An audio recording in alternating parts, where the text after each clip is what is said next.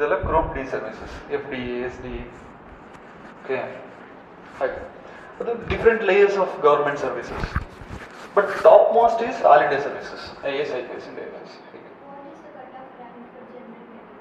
That is depending on that years, like how the performance of the rest of the candidates of the general of that year. Normally, if the general means general and EWS, economically weaker section certificate, the candidate is having EWS certificate along with general, means his cutoff is normally better than OBC today, because the number of students under general and EWS is very less in number than OBC. That's why their position is at the better end. So one who having economically weaker section quota, no need to worry. If you don't have economically weaker section quota and general, means there is a little difference between the OBC and general, and there is a huge difference between the SC, ST and OBC. Okay, SC, STs are, they are the better end, means they'll get huge reservation here in SC, that to ST candidate get huge reservation. Some of our Karnataka's topmost IPS officers, like they get 700 plus rank, then also they become IPS officers because of ST quota. Otherwise, if you are general and 700 plus means accounts, postal service or postal defense service, you will not even not able to imagine IPS. Imagine ಮಾಡ್ಕೊಳ್ಳಿಕ್ಕೂ ಸಾಧ್ಯ ಇಲ್ಲ IPS ಅಥವಾ IAS ಸಿಗೋದಲ್ಲ. Around 250-300 ತನಕ ಬಂದ್ರೆ general ಅಲ್ಲಿ IAS ಸಿಗುತ್ತೆ. General ಇದ್ರು if your rank would be like 350, some time 400 ಬಂದು general ಸಿಕ್ದವರು ಇದ್ದಾರೆ. 400 ಡಿಪೆಂಡ್ಸ್. ಆ ಟೈಮಲ್ಲಿ OBC ಅವರಿಗೆ ಜಾಸ್ತಿ ರ್ಯಾಂಕ್ ಬಂದಿದ್ರೆ ಜನರಲ್ನವರಿಗೆ ಉಳಿದಿರುತ್ತೆ. ಓಕೆ, ಟಾಪ್ ರ್ಯಾಂಕರ್ಸ್ ಅವ್ರು OBC ಆದರೆ ಜನರಲ್ನವರಿಗೆ 400 ಬಂದ್ರು ಸಿಗುತ್ತೆ IAS. Yes, best marks. Then we are not going to attempt every question. Whichever we attempt, it should be right. I didn't get what? Like, see, qualified paper, we can attempt 80. Qualifying papers, they will not give you marks in qualifying paper. The marks is only for the general studies 1, 2, 3, 4 essay and optional.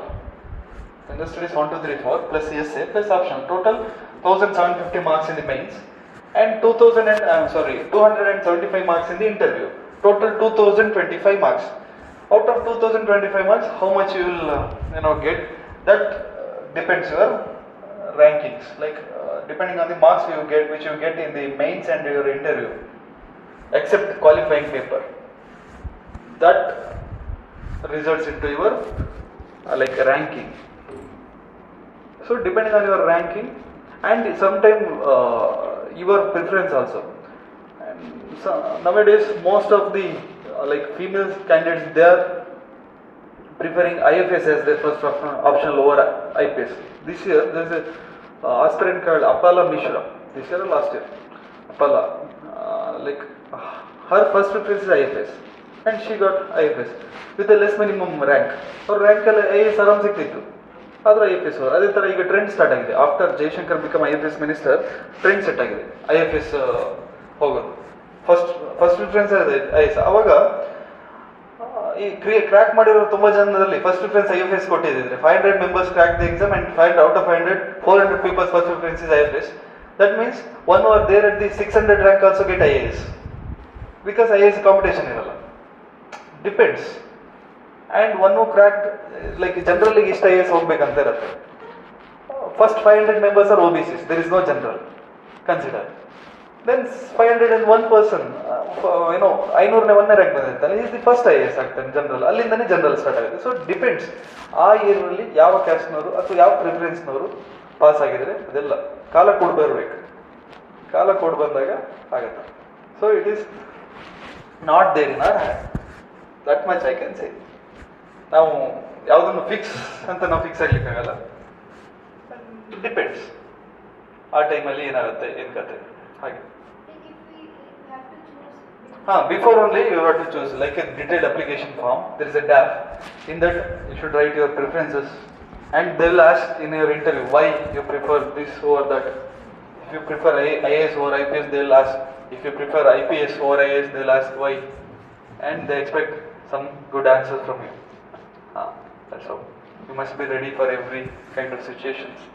When at last it will be like get the preference? No. We will not get, because everybody's preference IAS first, and only 100 or 150 members will get IAS. Rest of the persons, one who get Indian Postal Service, Indian Revenue Service, and Indian Defence Service also, his first preference would be IAS only.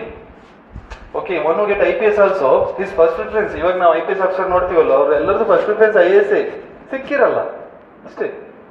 ನಮ್ಗೆ marks ಜಾಸ್ತಿ ಬಂದರೆ ನಮಗೆ ಇದು ಬೇಕು ಅಂತ, ಬಂದಿಲ್ಲ ಅಂದ್ರೆ ಹೇಳ್ಕೊಡ್ತಾರೆ. That's all. Right. In UPSC there is no single allegation still today. Allegations ಇಲ್ಲ, proof ಬಿಟ್ಬಿಟ್ಟು. There is no single allegations about bribe. In KPSC there is no single exam without allegations. That's all. That is the beauty of Karnataka. Okay. Today we are going for new subject. See, geography is a kind of subject you can read yourself if you are smart enough. But polity and economy, most of the students they went wrong because they do self-study for polity, even for the economy. That is not possible. That to economy, because the subject which is the matters which is there in the books, that is not useful for the examination. Here you need to analyze the things. Just the concept which is there in our book. First we will take up some of the concepts from the book. Then we have to analyze the things. This analysis is not there in our book, any kind of book. So listening class carefully along with the notes making may yield you good results. Otherwise just like reading like a bookworms, that will not give you good results. Maybe in geography that will successful, that more going to successful, but in polity and geography and polity and economy you must listen the class. So for geography only GC and No, yes, class 11th and 12th. If you attended my classes and if you took all the notes, means that's enough. Not even 11th and 12th and GC Leon. This is enough. Like how many questions will come? ನೀವು examination ಹಾಲಿಂದ ಹೊರಗೆ ಬಂದಾಗ ನಿಮ್ಗೆ ಅನ್ಸುತ್ತೆ ಇಷ್ಟು ಬರಲಿಕ್ಕೆ ನಾನು ಎಷ್ಟು ಓದಿದ್ನ ಅಂತ ಅನ್ಸುತ್ತೆ. ಏನು ಬರೀಕಿರಲ್ಲ ಎಕ್ಸಾಮಲ್ಲಿ, ಓದ್ಲಿಕ್ಕೆ ಮಾತ್ರ UPSC ತುಂಬಾ, ಬರ್ಲಿಕ್ಕೆ ಜಾಸ್ತಿ ಇಲ್ಲ. ಏನಿದೆ ಬರ್ಲಿಕ್ಕೆ? Don't search in Google. See, around 12 lakh, 13 lakh people write exam. Only 100 members become IPS. So don't go with the mass. There is a need of some differences.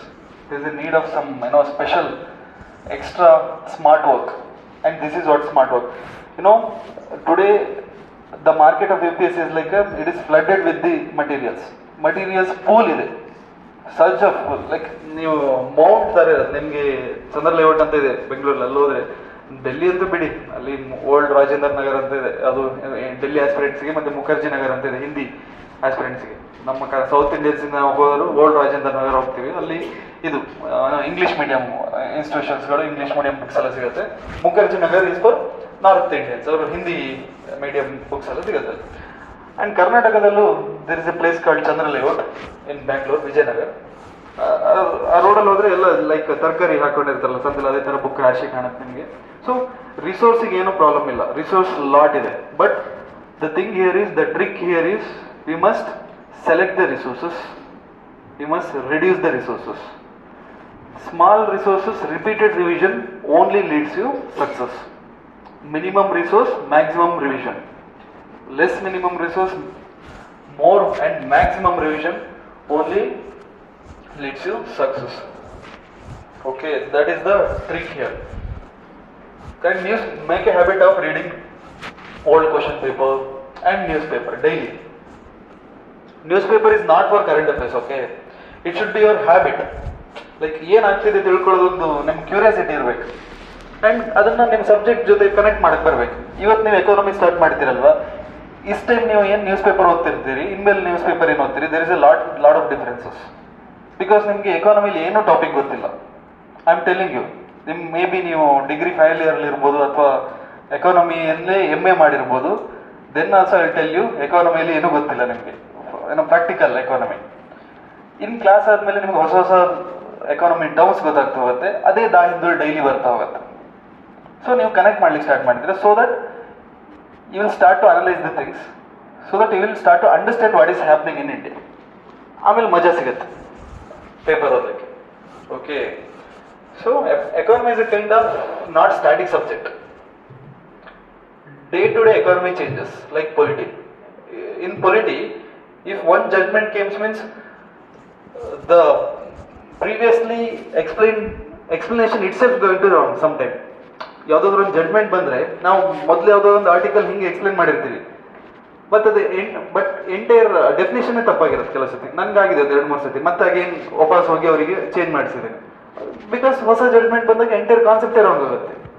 So it's like biology, ಅಂದರೆ bio something organic change ಆಗ್ತಾ ಇರುತ್ತೆ. Same thing in economy. Economy is not a static subject. ಎಕಾನಮಿಯಲ್ಲಿ ಕಲೀಲಿಕ್ಕೂ ತುಂಬ ಮಜಾ, ಲೆಕ್ಚರ್ಸಿಗೆ ತುಂಬ ಕೆಲಸ, ಇಲ್ಲಿ ಹೇಳೋರಿಗೆ ತುಂಬ ಕೆಲಸ. ನಿಮಗೆ ಕೇಳೋರಿಗೆ ಏನೋ ಜಿಯೋಗ್ರಫಿ ಥರ ಜಾಸ್ತಿ ಡಯಾಗ್ರಾಮ್ ಬರೆಯೋದು ಅದು ಇದು ಏನಿರಲ್ಲ, ಆರಾಮ್ ಕೂತ್ಕೊಂಡು ಕೇಳ್ಬೋದು.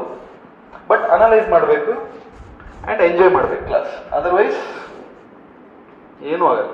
ಎಕಾನಮಿಯನ್ನು ಓದಿ ಬರೀಲಿಕ್ಕೆ ಚಾನ್ಸೇ ಇಲ್ಲ. ಕ್ಲಾಸೇ ಕೇಳಬೇಕು, ಕನೆಕ್ಟ್ ಮಾಡಬೇಕು, ಕ್ಲಾಸ್ ಕೇಳಬೇಕು, ಕನೆಕ್ಟ್ ಮಾಡಬೇಕು. Okay, this is all. Let's start. Any doubts? Okay, what is the source for economy then? Geography what is the source? ನಾನು ಏನು ಹೇಳಿದ್ದೆ, 11th and 12th my notes and GC11. Then atlas. Okay, atlas is very important. The day before exam just go through atlas. ಎಲ್ಲೆಲ್ಲಿ ಏನೆಲ್ಲ ಇದೆ, ಯಾವುದೆಲ್ಲ crop ಇದೆ, ಯಾವ state ಅದು ಇದು, ಓಷನ್ ಕರೆಂಟ್, ಕೋಲ್ಡ್ ಯಾವುದು, ಅಟ್ ಯಾವುದು ಎಲ್ಲ. ಓಕೆ, ಆ್ಯಂಡ್ ಜಿಯೋಗ್ರಫಿಯಲ್ಲಿ ಡೋಂಟ್ ವರಿ, ಸ್ವಲ್ಪ ಟೆಸ್ಟ್ ಸೀರೀಸ್ ಮಾಡಿದಾಗ ನಿಮಗೆ ಇನ್ನೂ ಕಾನ್ಸೆಪ್ಟ್ ಕ್ಲಾರಿಟಿ ಬರುತ್ತೆ. ನಮ್ಗೆ ಇವಾಗ ಕ್ಲಾಸಲ್ಲಿ ಜಸ್ಟ್ ನಾನು ಗ್ಲಿಮ್ಸಸ್ ಆಫ್ ಐಡಿಯಾಸ್ ಕೊಟ್ಟಿದ್ದು, this is how you must read ಅಂತ. ಹೇಗೆ ಓದ್ಬೇಕು ಹೇಳಿದ್ದಷ್ಟೇ, ನಾನು ಪಾಠ ಮಾಡಿದ್ದಲ್ಲ, ಹೀಗೆ ಕಲಿತಾ ಹೋಗ್ಬೇಕು ಅಂತ. ನೀವು ನೆಕ್ಸ್ಟ್ ಟೆಸ್ಟ್ ಸೀರೀಸ್ ಮಾಡ್ತೀರಿ, ವಿಷನ್ IAS ಅಲ್ಲಿ ಇಲ್ಲೆಲ್ಲ test series, free test series ಸಿಗುತ್ತೆ. There is a website called freeupsc.com, freeupscpdf.com website. ಅಲ್ಲಿ ಪ್ರತಿ ಸತಿ ವಿಷನಲ್ಲಿ ಅಥವಾ ಬೇರೆ ಬೇರೆ institute, there is a number of institute called Vajiram, Shriram and Rau's and Forum IAS, ಇದೆಲ್ಲ ಇನ್ಸ್ಟಿಟ್ಯೂಟ್ಗಳದ್ದು ಟೆಸ್ಟ್ ಸೀರೀಸ್ ಆದ್ಮೇಲೆ ಅದ್ರಲ್ಲಿ ಬಿಡ್ತಾರೆ freeupscpdf.com. ಅಲ್ಲಿ ನಿಮ್ಗೆ ಸಿಗುತ್ತೆ. ಅದರಲ್ಲಿ ಟೆಸ್ಟ್ ಅನಾಲಿಸಿಸ್ ಅಂತಲೂ ಇರುತ್ತೆ. ಸೊ ಜಿಯೋಗ್ರಫಿ ಟೆಸ್ಟ್ ಆದಾಗ ಟೆಸ್ಟ್ ಅನಾಲಿಸಿಸ್ ಅಲ್ಲಿ ನಿಮಗೆ ನಾನೇನು ಕ್ಲಾಸಲ್ಲಿ ನೋಡ್ಸ್ಕೊಟ್ಟಿರ್ತೀನಲ್ಲ, ಅದಕ್ಕಿಂತ ಜಾಸ್ತಿ ಟೆಸ್ಟ್ ಅನಾಲಿಸಿಸ್ ಪ್ರಿಂಟ್ ಅಲ್ಲಿ ಸಿಗುತ್ತೆ ನಿಮಗೆ. ಸೊ ಇಲ್ಲೊಂದಿಷ್ಟು ಬೇಸಿಕ್ಸ್ ಕಲ್ತಿರ್ತೀರಿ, ನೀವು ಅದನ್ನು ಕನೆಕ್ಟ್ ಮಾಡ್ತೀರಿ. ಈವನ್ ಕರೆಂಟ್ ಅಫೇರ್ಸಿಗೆ ನಾನು vision IAS current affairs monthly magazine ಓದ್ಲಿಕ್ಕೆ ಹೇಳಿದ್ರು.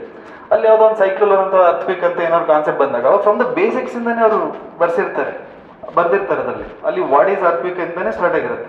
ನಾನೇನು ಕ್ಲಾಸಲ್ಲಿ ನೋಡ್ಸ್ಕೊಟ್ಟಿದ್ದೆ ಅದಕ್ಕಿಂತನೂ ಜಾಸ್ತಿನೇ ಇರುತ್ತೆ ಅಲ್ಲಿ.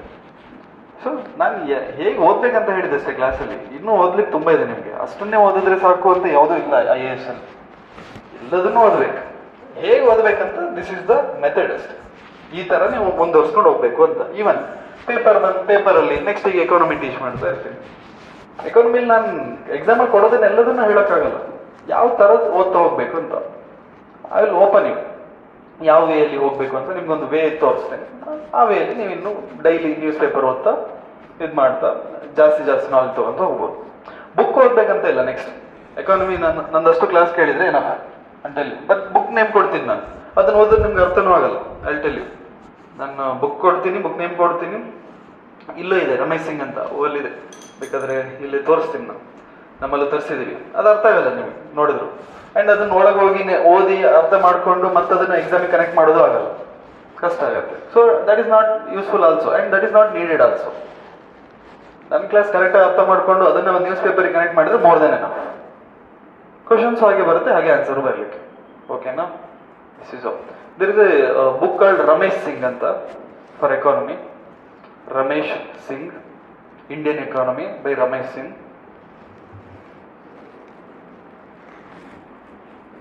And there is a pink book called Shankar Ganesh ಅಂತ ಬುಕ್ ಇದೆ. ಅದರಲ್ಲಿ ಕೀ ಕಾನ್ಸೆಪ್ಟ್ಸ್ ಎಲ್ಲ ಕೊಟ್ಟಿದ್ದಾರೆ. What is inflation, deflation, GDP, GNP, ಅದು ಇದು ಡೆಫಿನೇಷನ್ಸ್ ಎಲ್ಲ ತುಂಬ ಚೆನ್ನಾಗಿದೆ. ಶಂಕರ್ ಗಣೇಶ್ ಅಂತ, Shankar Ganesh. And Shriram IAS economy. Shriram IAS is one of the institute in Delhi.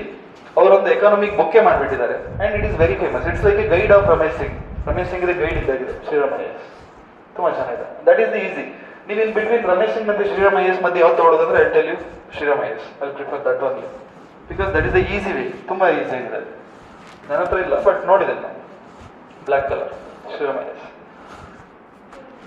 11 to 12 from 6 to 12 economy, NCERT 6 to 12. So ಇದನ್ನೆಲ್ಲ ಓದಲಿಕ್ಕೆ ನಿಮಗೆ 1 year ಬೇಕಾಗುತ್ತೆ. So don't read this. ನನ್ನ ಕ್ಲಾಸ್ ಕೇಳಿ ಅರ್ಥ ಮಾಡ್ಕೊಳ್ಳಿ, ನ್ಯೂಸ್ ಪೇಪರಿಗೆ ಕನೆಕ್ಟ್ ಮಾಡಿ. If you are able to connect with the newspaper enough. No need to read all these books. You are able to understand the concept within class and are you in a position to connect it to the newspaper. If you are in that position means that is okay, more than enough. ಇಲ್ಲ ಇಲ್ಲಿ ಕ್ಲಾಸಲ್ಲಿ ಹೇಳಿದ ಅರ್ಥ ಆಗಿಲ್ಲ, ನನಗೆ ಇನ್ನೂ ಏನಾದರೂ ಬೇಕು, ಅರ್ಥ ಸಾಕಾಗ್ತಾ ಇಲ್ಲ, ಅದನ್ನು ಕನೆಕ್ಟ್ ಮಾಡೋಕ್ಕಾಗ್ತಾ ಇಲ್ಲ ಅಂದರೆ then will go for this kind of books. Otherwise my class notes is more then. Because ಅದೇನು ಹೇಳಿದ್ನಲ್ಲ ಬುಕ್ಸ್, ಅದನ್ನೇ ಎಲ್ಲ ಅದರಲ್ಲೇ ಹೋಗಿ ಡಿಗ್ ಮಾಡಿ ಎಕ್ಸ್ಟ್ರಾಕ್ಷನ್ ಮಾಡಿ ಈ ಎಕ್ಸಾಮಿಗೆ ಆ ಬುಕ್ಸಲ್ಲಿ ಯಾವ್ದು ಇಂಪಾರ್ಟೆಂಟ್ ನೋಡಿ ಅದ್ರ ಮೇಲೆ ಒಂದು 3-4 ವರ್ಷ ಸರ್ಕಸ್ ಮಾಡಿ ಅದರಿಂದ ಎಕ್ಸ್ಟ್ರಾಕ್ಟ್ ಮಾಡಿರೋ ನೋಟ್ಸೇ ನಾನು ನಿಮಗೆ ಕೊಡೋದು. Okay, finest notes more then. ಅದ್ರ ಜೊತೆಗೆ ಮತ್ತೆ ಪ್ಲಸ್ ಟೆಸ್ಟ್ ಸೀರೀಸ್ ಎಲ್ಲ ಆ್ಯಡ್ ಮಾಡಿ 3-4 yearsಯಿಂದ different institutions, Vision institution, Forum, Insights, La Excellence. ನಿಮ್ಮ ನೋಟ್ಸಲ್ಲಿ 5-6 ಇನ್ಸ್ಟಿಟ್ಯೂಷನ್ಗಳ ಟೆಸ್ಟ್ ಸೀರೀಸ್ ಇದೆ, ನಿಮಗೆ ಗೊತ್ತೇ ಇಲ್ಲ. ನಿಮ್ಮ ಜಿಯೋಗ್ರಫಿ ನೋಟ್ಸಲ್ಲೂ ಇದೆ, ನಿಮ್ಮ ಪೊಲಿಟಿ ನೋಟ್ಸಲ್ಲೂ ಇದೆ. ಓಕೆ, ಹಾಗೆ. ಸೊ ಕರೆಕ್ಟಾಗಿ ಎಲ್ಲ ಕ್ಲಾಸಿಂದ ನೋಟ್ಸ್ ಬರ್ಕೊಂಡಿದ್ದೀರಿ ಅಂತ ಹೇಳಿದ್ರೆ with this notes along with the newspaper you can confidently go to examination hall. You can. But notes ಬರ್ಕೊಂಡಿಲ್ಲ, ಕ್ಲಾಸ್ ಅಬ್ಸೆಂಟ್ ಇದ್ದೀನಿ, ಅರ್ಥ ಆಗಿಲ್ಲ ಕ್ಲಾಸಸ್ ಅಂತ ಹೇಳಿದ್ರೆ you must learn from those books. Okay, this is all. Let us start. Are any doubts again?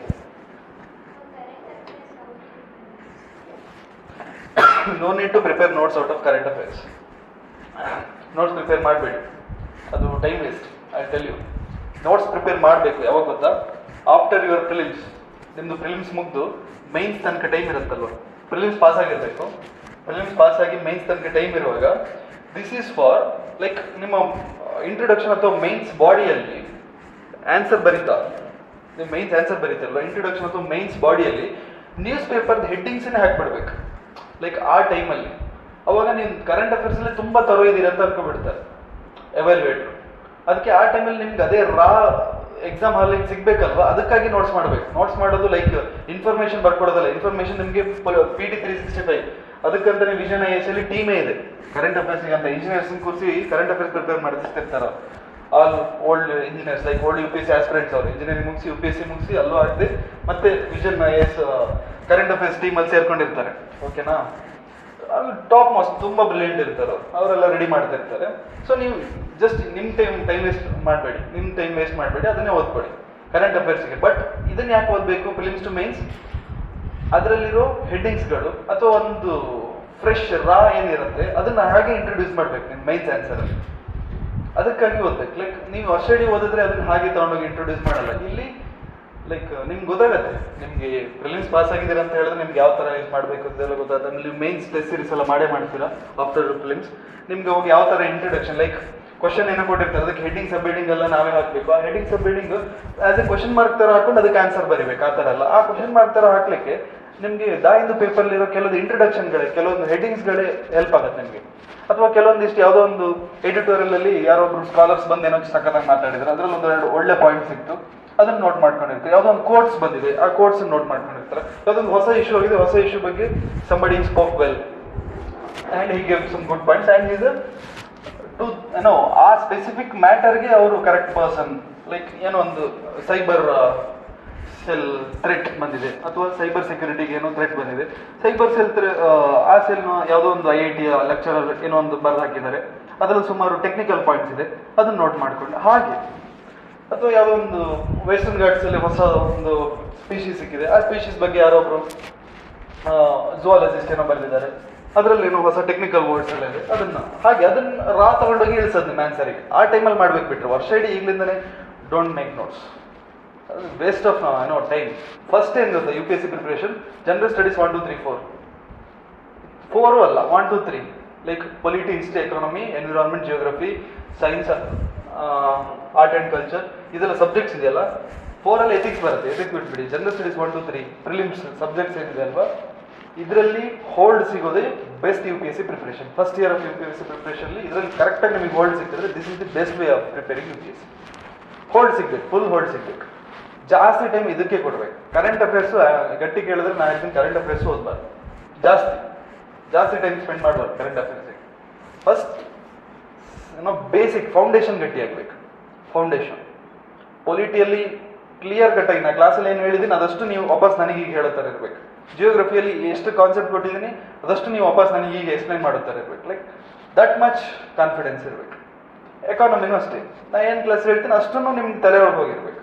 ಅದನ್ನು again revision ಮಾಡಿ ನೀವು first concept clarity ಆಗಬೇಕು. ಅದಾದಮೇಲೆ ಅದಕ್ಕೆ ಕರೆಂಟ್ ಅಫೇರ್ಸ್ ಲಿಂಕ್ ಮಾಡೋದಿದ್ದೇ ಇದೆ. ಯಾವಾಗ ಬೇಕಾದ್ರೆ ನಿಮ್ಮದು ಒಂದು ಅಟೆಂಪ್ಟ್ಸ್ ಹೋದ್ಮೇಲೆ ಈ ವರ್ಷ ಎಕ್ಸಾಮ್ ಕ್ರ್ಯಾಕ್ ಆಗಿಲ್ಲ ಅಂದ್ರೆ ನೆಕ್ಸ್ಟ್ ಇಯರ್ ಸಿಗಿದೆ ಯಾವುದು ಕರೆಂಟ್ ಅಫೇರ್ಸ್ ಇಲ್ಲ, ಹೊಸ current affairs. So current affairs आता है जाता है, ಬೇಸಿಕ್ಸ್ रहता है, ರೈಟ್ ಅಲ್ವಾ? Basics very important, foundation.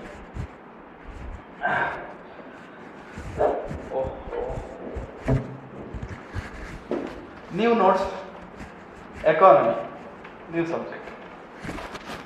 See, while doing polity, I told you to think like a advocate.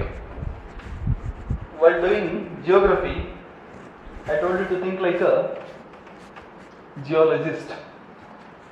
While doing economy, I prefer you to think like a businessman, not economist. Normally, in prelims, there are 4 options, right? And in economy questions, out of 4 options, 2 options are right only. In every economy questions, I'll tell you. After 2018, 2019, out of 4 questions, out of 4 options, 2 options are right only. And one according to businessman mindsets, another according to economist mindset. If you go through economist mindset, the option would be different. If you go through businessman mindset, the option would be different only. And UPSC in a key answers, it give right answer as a, in a businessman mindset which is right now, that answer is the right answer. So that's why you should come to a conclusion like in your examination, in your economy, while writing economy answers, you must think like a businessman. You must think like a businessman, right? You must think like a businessman.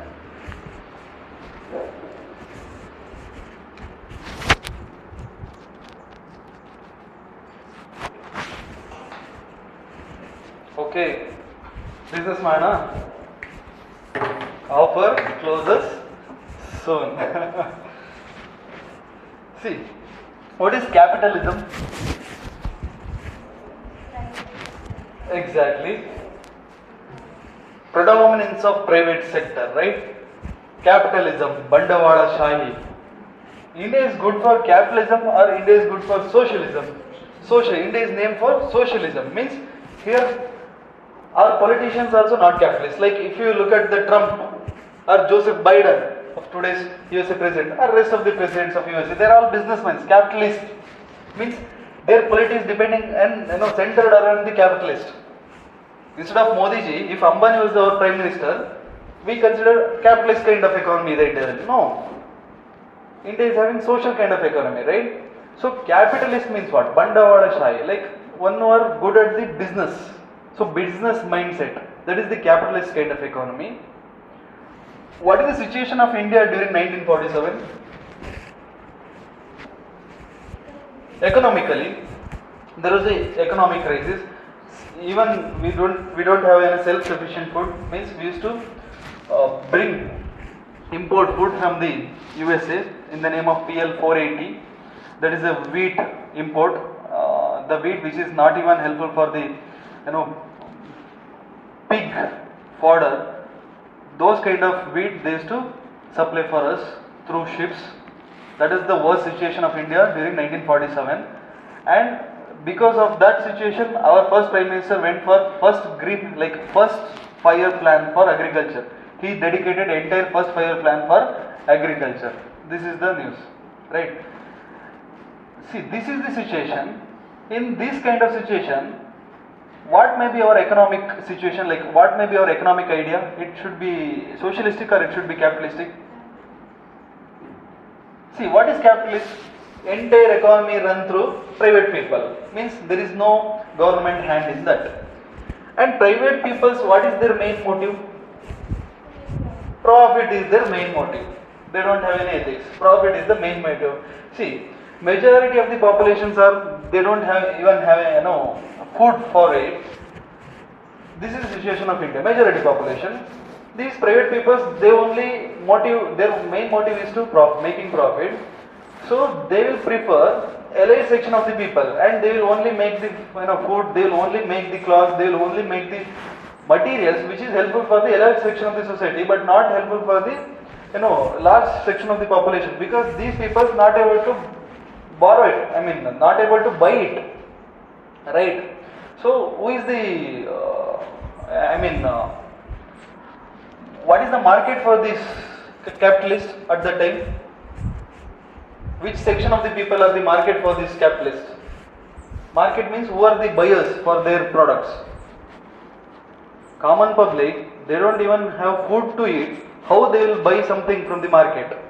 So what is the market for these capitalists? The elite section of the people, society, they are the market for these capitalists. So they manufacture the items which is helpful for the elite section of the society, right? So if we allow entire economy to the hand of the capitalist, they will only think about the elite section of the society. They will only think about the standard section of the society. They just forget the large kind of population, large number of the population. And is that okay? No, not okay. That's why India went for socialist kind of economy. So what is the socialist kind of economy? Where the market is in the hand of government, not private. Means the price is decided by government, not market or not private people. This is the difference between the socialist and the capitalist kind of economy. What is market then? Market means what? It is a place where buyer meets seller. This is a place where buyer meets seller. Okay. Online marketing is also same. Online market also is an online platform where buyer meets seller. Where buyer meets through online only. Right. Take capitalism as a heading. So you told that India is a socialist type of economy. India went after 1947. India went for socialist kind of economy, mixed kind of economy, more oriented towards the socialist kind of economy over capitalist kind of economy.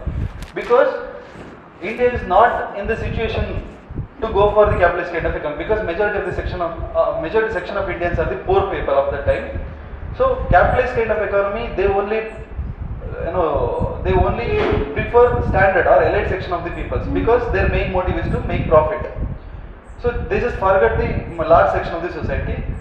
To avoid that, government took initiative and government started like PSUs, public sector undertakings. If you look at the 1947 economy, all major economies, all major sectors of the economies was run by the government itself.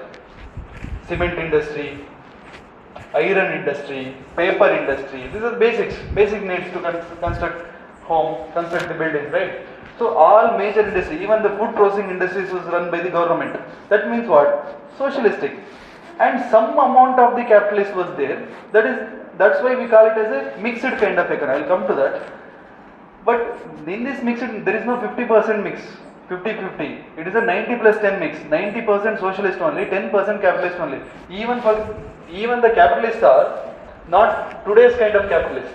There are many restrictions for these capitalists, like license Raj. See, doing business in India today, it is easy. But in 1947 India, doing business is not a joke. Like, there was many restrictions. In every steps to getting license, importing raw materials, and there is a restrictions on the number of manufacturing also.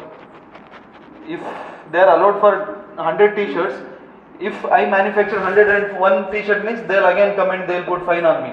This is a kind of situation of the time. Means restriction in every single step, just to give justice for the last section of the people. This is the main motive behind that, and that itself, the policy itself went wrong, and corruption started within the license Raj. These license inspectors within license Raj, there was a license inspectors. They are indulged into corruption activity because they make nexus within the capitalist ಜೊತೆ ಮತ್ತೆ capitalist group ಇತ್ತು. ಆ group ಒಳಗೆ ಇವರು ಸೇರ್ಕೊಳ್ತಾ ಇದ್ರು. ಯಾರು ಅದನ್ನ ಯಾರು ಇನ್ಸ್ಪೆಕ್ಷನ್ ಮಾಡಬೇಕಿದ್ದವರು ಅವ್ರ ಜೊತೆ ಮಿಂಗಲ್ ಆಗಿ ಅವರು ಅದ್ರ ಜೊತೆ ನೆಕ್ಸಸ್ ಮಾಡಿಕೊಂಡು ಅಗೇನ್ ಯಾರೆಲ್ಲ ಅವರಿಗೆ ನಿಯರ್ ಇದ್ದಾರೆ ಅವರಿಗೆಲ್ಲ ಫ್ರೀ ಬಿಟ್ರು, ಯಾರೆಲ್ಲ ಅವರಿಗೆ ಅಗೇನ್ಸ್ಟ್ ಇದ್ದಾರೆ ಅವರಿಗೆ ಏನು ಮಾಡಿದ್ರು ಅದು ತಪ್ಪು ಹುಡುಕ್ಲಿಕ್ಕೆ ಸ್ಟಾರ್ಟ್ ಮಾಡಿ. That is different. So first write capitalist as a heading. What is this ನೋಡೋಣ? Capitalism or capitalist. Now tell me, what is the negative qualities of this capitalist kind of economy?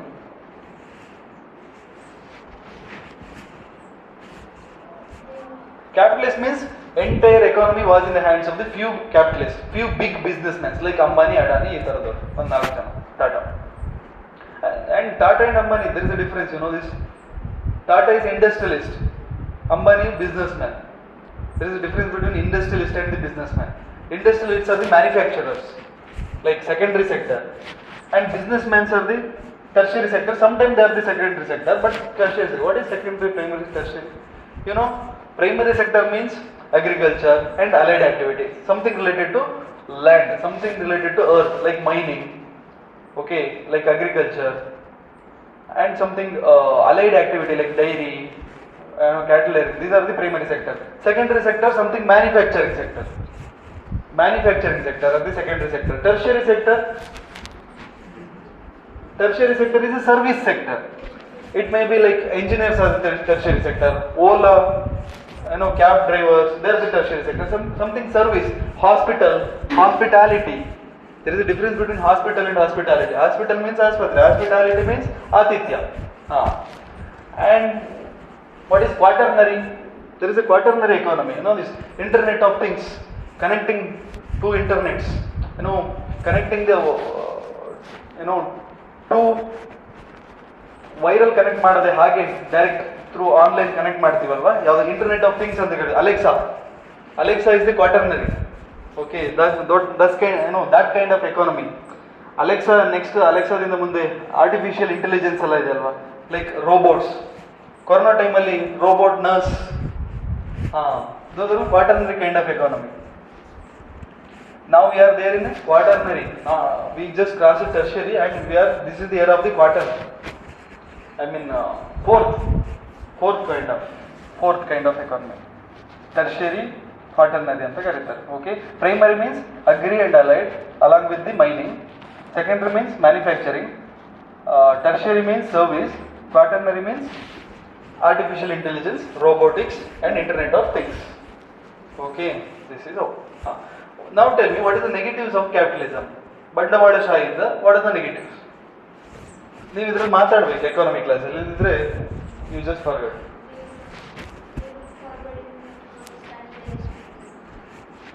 Their main motive is to profit. So justification is a myth. Justification ಇರಲ್ಲ. Like their main motive is to profit. Like they'll only think about after iPhone 12, after iPhone 12, iPhone 13, iPhone 15, iPhone 17, they'll not think about how to give a small phone in a 10,000, how to give proper phone in 8,000. ಅದ್ರ ಬಗ್ಗೆ think ಮಾಡಲ್ಲ. iPhone 12 ಆದಮೇಲೆ 13 ಹೇಗೆ ಮಾಡೋದು, 15, ಅದ್ರ ಮೇಲೆ research and development ಆಗ್ತಾ ಹೋಗ್ಬಿಟ್ರೆ ಕಮ್ಮಿ ಅಮೌಂಟಲ್ಲಿ ಹೇಗೆ ಎಲ್ರಿಗೂ ಫೋನ್ ಕೊಡೋಣ, they will not think about that. And even ಫಸ್ಟಿಗೆ ಐಫೋನ್ ಕೊಡೋಣ, ಕಡೆಗೆ ಅದಕ್ಕೊಂದು ಪೆನ್ಸಿಲ್ ಕೊಡೋಣ, ಅದನ್ನ ಆಮೇಲೆ ಅಪ್ಡೇಟ್ ಮಾಡೋಣ, ಕಡೆಗೆ ಈ ಪೆನ್ಸಿಲ್ ಅದಕ್ಕೆ ವರ್ಕ್ ಆಗದಿರೋ ಥರ ಮಾಡೋಣ. ಈ ಥರದ್ರಲ್ಲಿ ರಿಸರ್ಚ್ ಅಂಡ್ ಡೆವಲಪ್ಮೆಂಟ್ ಆಗ್ತಾ ಇರೋದು ಬಿಟ್ಟರೆ ಜಸ್ಟಿಫಿಕೇಶನ್ಸ್ ಇರಲ್ಲ ಅಲ್ಲಿ. ಜಸ್ಟ್ ಅನ್ನೋ ವರ್ಡಿಗೆ ಮೀನಿಂಗೇ ಇಲ್ಲ ಇನ್ ಕ್ಯಾಪಿಟಲಿಸಮ್ ಅಲ್ಲಿ. There main motive is to profit making, that's it. And standardising, westernising ಅನ್ನೋ ಥರ, ಅಥವಾ ಎಲೈಟ್ ಸೆಕ್ಷನ್ಗೆ ಮಾತ್ರ ನಾವಿರೋದು ಅನ್ನೋ ಥರದಲ್ಲಿ. So that is one kind of negative. And capitalism economy itself mean the concentration of wealth in a few hands, right? So that is not good, and even that is against to the spirit of democracy. Democracy, what is the spirit? Like decentralization of the resources is the main spirit of our democracy. So India kind of country, concentration power in a few hands, that is not a good kind of economy, right? Then another negative effects of the capitalism or negatives of the capitalism. What happens to inequality if we went for a capitalist kind of economy? Inequality going to increases, right? Today also there is an inequality, and these people, they just forget the common public. These capitalists, they just forget the common public. They only make the products which is helpful for the elite sections. So inequality day by day, year by year going to increases. There is no social justice at all.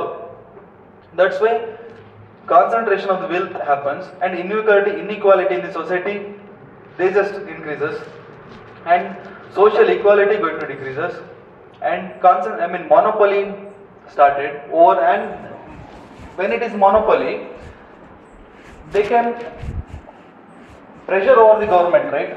Like if you give proper benefits from your government, then only we will reside in India. Otherwise, we will just fly off to China, fly off to rest of the countries. So what happens when they fly off to rest of the countries? Capital fly ಅಂತ ಕರಿತೀವಿ ನಾವು. ಅವ್ರು ಬೇರೆ ಕಡೆ ಹೋದ್ರೆ ಕಂಟ್ರಿನ shift ಮಾಡಿದ್ರೆ ಏನಾಗುತ್ತೆ? ನಮ್ಮಲ್ಲಿ ಎಂಟೈರ್ ಬರ್ತಿರೋ ಗೌರ್ಮೆಂಟಿಗೆ ಬರ್ತಿರೋ ರೆವಿನ್ಯೂ ಕಟ್ ಆಗುತ್ತೆ. ಸೊ ಒಂದಿಷ್ಟು ಜನ ಕ್ಯಾಪಿಟಲಿಸ್ಟಿಗೆ ನಾವು ಎಂಟೈರ್ ಎಕಾನಮಿ ಕೊಟ್ಟಾಗ ಅವರ economy stable or unstable because ಯಾವುದೇ ಟೈಮಿಗೆ ಬೇಕಾದ್ರೆ ಅವ್ರು ಹೋಗ್ಬಿಡ್ಬೋದು. If they went means nothing left, just agriculture. So this capitalist is always bad. So unstable economy, ಇದೆಲ್ಲ ಬರಿತಾ ಇರ್ಬೇಕು, ಯಾವ ಬುಕ್ಕಲ್ಲೂ ಸಿಗಲ್ಲ ಇದೆಲ್ಲ. ಓಕೆ, ಅನ್ಸ್ಟೇಬಲ್, ನಾನು ಡಿಸ್ಕಸ್ ಜಿಯೋಗ್ರಫಿ ತರ ಇದ್ರಲ್ಲಿ ನೋಟ್ಸ್ ಎಲ್ಲ ಏನೂ ಇಲ್ಲ, you just have to write. Okay, that's a called boom and bust cycle ಅಂತ. What is boom and bust? Boom and burst. Like first they will set up entire economy, like heaven me ಕೆಳಗಿಳಿಸಿ ತರ ಎಲ್ಲದನ್ನು start ಮಾಡ್ತಾರೆ, and that is called boom period.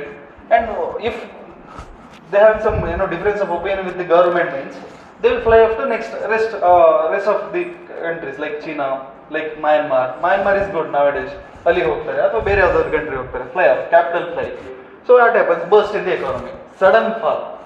So that everything is interconnected. So other sectors are also going to affect. Other sector of the economy also going to affect. And they will not address the needs of the people, right? They'll all their main motive is to address the wants of the people. They will not address the needs of the people. What is the difference here? They will not address the needs of the people. These capitalists address the wants of the people, but they are not even look at the needs of the people. Why? How? See, what is the need of the common public? Common public need is like having one small mobile phone. That is the need. But elite section, what is their want? Like iPhone 13 Pro. Or 15 Pro, 17, 19, 21, alva. See, that is the want.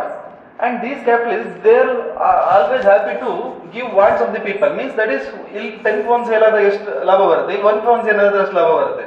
So they will always address the wants of the people. They will always happy to address the wants of the people. So they don't even look after the needs of the people. This is the need of the people, right? So whose duty it is to look after the need of the people? Government's duty. That is the duty of the government. That's why this is, capitalist kind of economy is not good for India's kind of population, right? Or India's kind of country.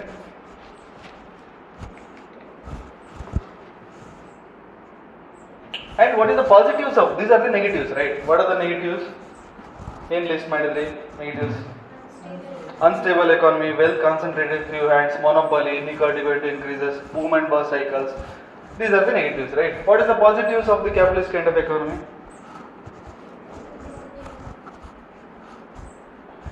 Growth, because revenue generated out of this capitalism, revenue got generated, growth started. See, for every economy to grow, there must be revenues. If there is no revenue, our policy is good means that is not enough. Our policy is not enough. First, there must be some money, and those money comes through these kind of capitalists, these kind of businessmen. When there is no business means there is no policy. There is no welfare schemes. For giving welfare schemes, there must be money, right? First of all, and these revenues which is coming out of these businesses, that is a kind of pool for the welfare schemes, right? Then other positives of the capitalist kind of economy. Modernization, research and development. See, government is not able to invest on research and development. Government is not able to modernize the things. These R&Ds and the modernization is the game of this capitalist kind of economy, because they have their branches in the rest of the countries, rest of the all around the world. When they have same kind of stuffs in all around the world, that they can easily transfer the knowledge from that countries to this country with less minimum cost. Government is not able to do that, right? Then what are the other positives?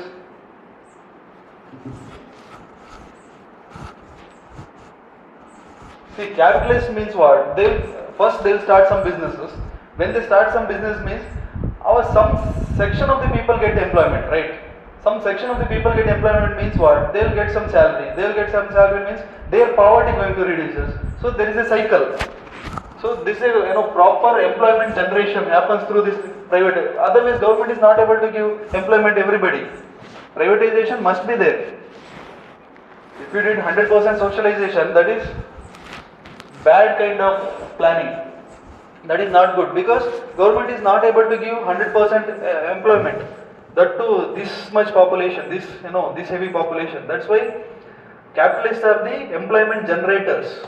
And when there is employment means there is a salary. When there is a salary means there is a reduction in the poverty. When there is a reduction in the poverty means their what we call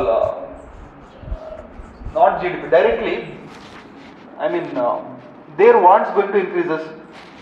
When their wants going to increases, the purchasing power of that people is going to increases. When the purchasing power of that people increases, they will start to buy. When they will start to buy, and there is a sell in the market. When there is a sell, there is again manufacture going to increase. When there is a manufacture going to increase, again raw material supply increase. When there is a raw material supply increases, the cost of that raw material increase. When the cost of that raw material increase, farmers get good number of money. Farmers doubling farmers income. It's a cycle. So this cycle again ಬೇಕು capitalist ಬೇಕು. This is a positive. ಹೀಗೆಲ್ಲ ಬರಿಬೇಕು. ಅಲ್ಲಿಗೆಲ್ಲ ಬರೋಣ. ನೀವು sudden ಆಗಿ ಹೋಗ್ಬಿಟ್ರಿ, ನಮ್ದು ಅದೆಲ್ಲ ತುಂಬಾ ಪ್ಲಾನ್ ಇದೆ. ರಷ್ಯಾದ ಬಗ್ಗೆ ಒಂದೊಂದು ಕ್ಲಾಸೇ ಮಾತಾಡ್ತೀನಿ, ಡೋಂಟ್ ವರಿ. ರಷ್ಯಾದ ಕಾನ್ಸೆಪ್ಟೇ ಬೇರೆ ಇದೆ. ರಷ್ಯಾ ಅಂಡ್ ಚೀನಾನು ಅದೇ ತರ. Okay, I'll come to that.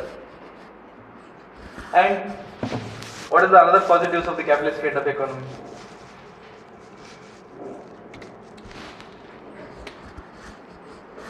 See, what is the situation of India in 1947? There was a starvation test.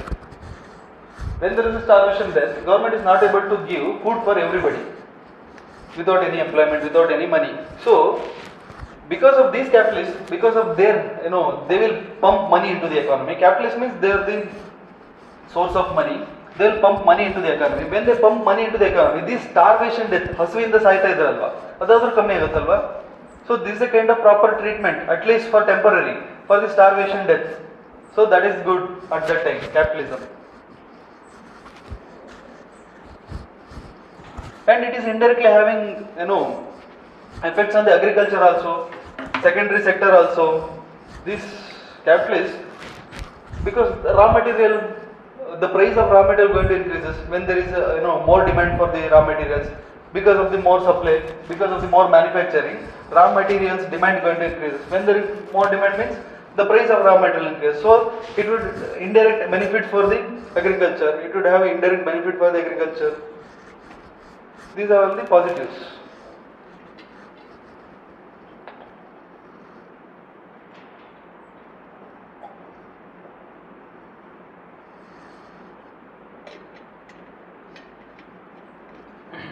See, in which kind of economy efficiency would be more? What is efficiency? Quality. Like there are two teachers. One is government school teacher, another is private school teacher. Whose efficiency is good? Tell me. Private school teacher. Salary See, this is the best example.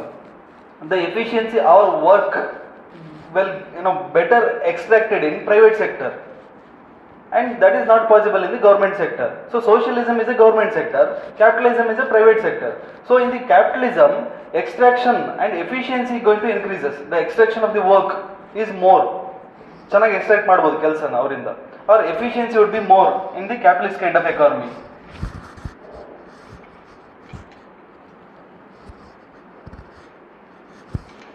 And ಇನ್ನೂ ತುಂಬ ಚೆನ್ನಾಗಿ connect ಮಾಡ್ಬೋದು, like political. When there is a private economy, when there is a capitalist kind of economy, that will affect on our voting behavior also. If you look at today's India, the voting behavior of the metropolitan cities and the voting behavior of the rural people is entirely different. Sometimes the rural people, they will vote for temporary benefit, and their vote may not be rational all the time. Sometimes irrationally they will vote. But one who are well settled, one who are there at the metropolitan cities, one who are well educated, their voting behavior is always rational. Not always, most of the time is rational. Means they will look for what is good for our country. So this voting behavior also having some effects through this, what kind of society we have, what kind of economy we have. So this capitalist kind of economy, this leads to rationalization of our votes. Rational decisions, scientific way decision ತಗೊಳ್ತಾರೆ, which is good for our country, ಅದನ್ನ ನೋಡಿ vote ಹಾಕ್ತಾರೆ. Like ನಮಗೆ ಯಾರು food ಕೊಟ್ಟರು, ನಮಗೆ ಯಾರು free ಅದು ಕೊಟ್ಟರು ಇದು ಕೊಟ್ಟರು ಅದನ್ನ ನೋಡಿ ಓಟ್ ಹಾಕಲ್ಲ. Which is good for our country, right? So it indirect effect ಅದನ್ನು, ಅದು ಈಗಲೇ ಬೇಡ, ನೀವು ಮುಂದೆ ಅದನ್ನು ಕನೆಕ್ಟ್ ಮಾಡ್ತೀರಾ.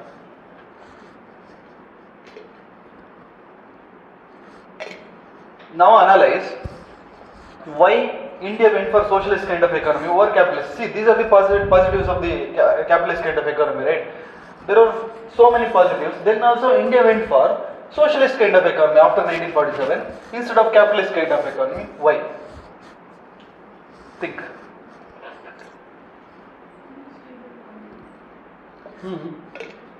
Okay, then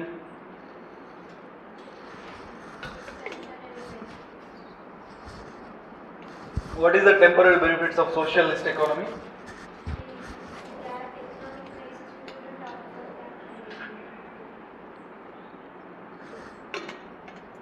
They will only think about elite sections. They will not give justice to common public. That is the idea.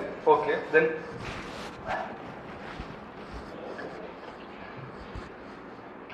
see, what is the situation during independence?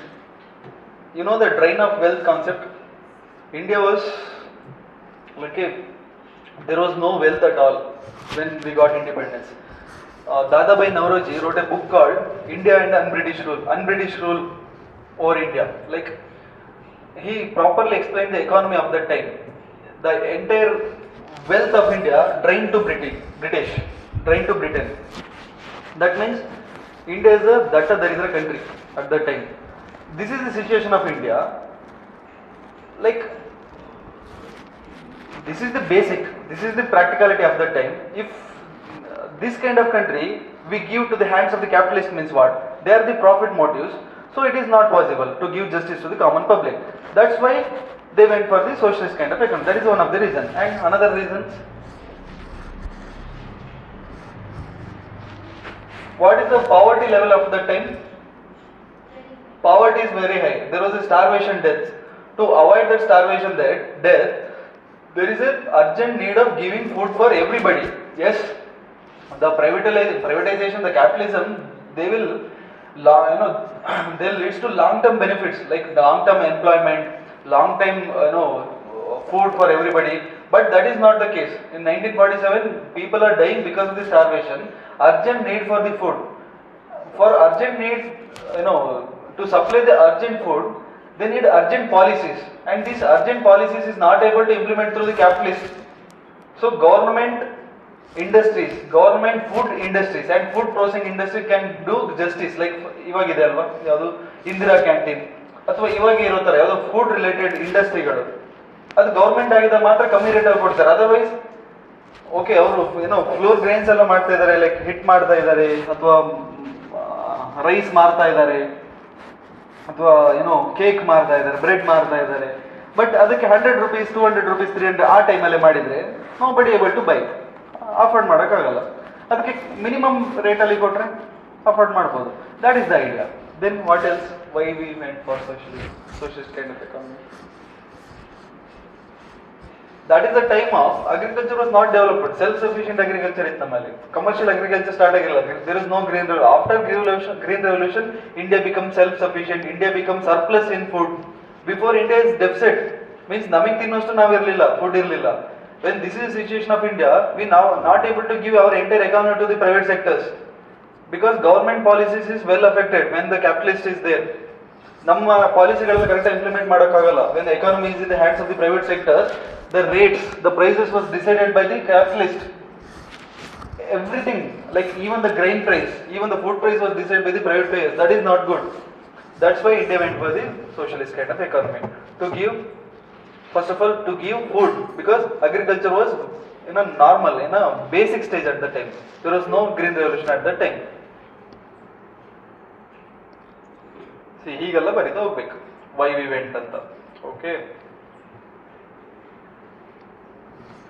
So to reduce the disparity between the rich and poor, government interference in the market, means government interference in the setting the price was the need of the hour at that time. That's why India went for socialist kind of economy instead of capitalist. And socialist means not entirely owned by the government, right? At that time there were some private players. But these private players numbers are very less. That's why we call it as a mixed economy. Instead of social economy, we call it as a mixed economy. Mixed also, it is more oriented towards socialist, less oriented towards the capitalist. That means 90% socialist, means 90% owned by the government. Only few important sectors were owned by the private players.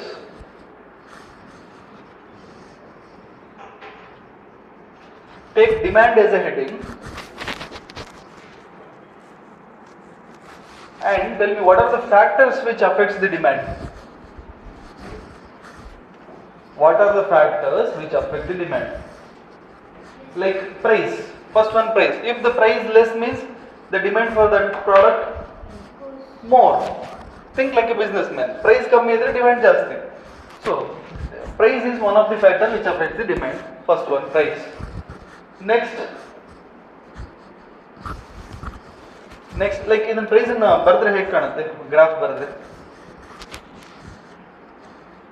Consider this is the price, this is the demand. See, if there is a less price, demand less or more? Demand more. More price?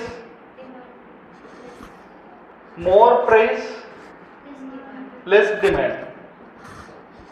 Right? Less price, more demand. Like graph would be like this. Write this graph. This is the graph of demand and price. This is the one kind of factors which affect demand. And another factor which affect demand, tell me. Our income. Is it our income affects our demand? How it affects? We go for luxury. Instead of luxury things, we can say more demand. When there is a more income, more demand. ಅದಕ್ಕೂ ಎಲ್ಲ ಬರೋಣ, ಅದೆಲ್ಲ ಬರುತ್ತೆ. Okay. When there is a more income, demand. Less income, less demand. More income, more demand. So graph would be like this, right? Less income, less demand. More income, more demand. Less income, less demand. More income, more demand. Income and demand.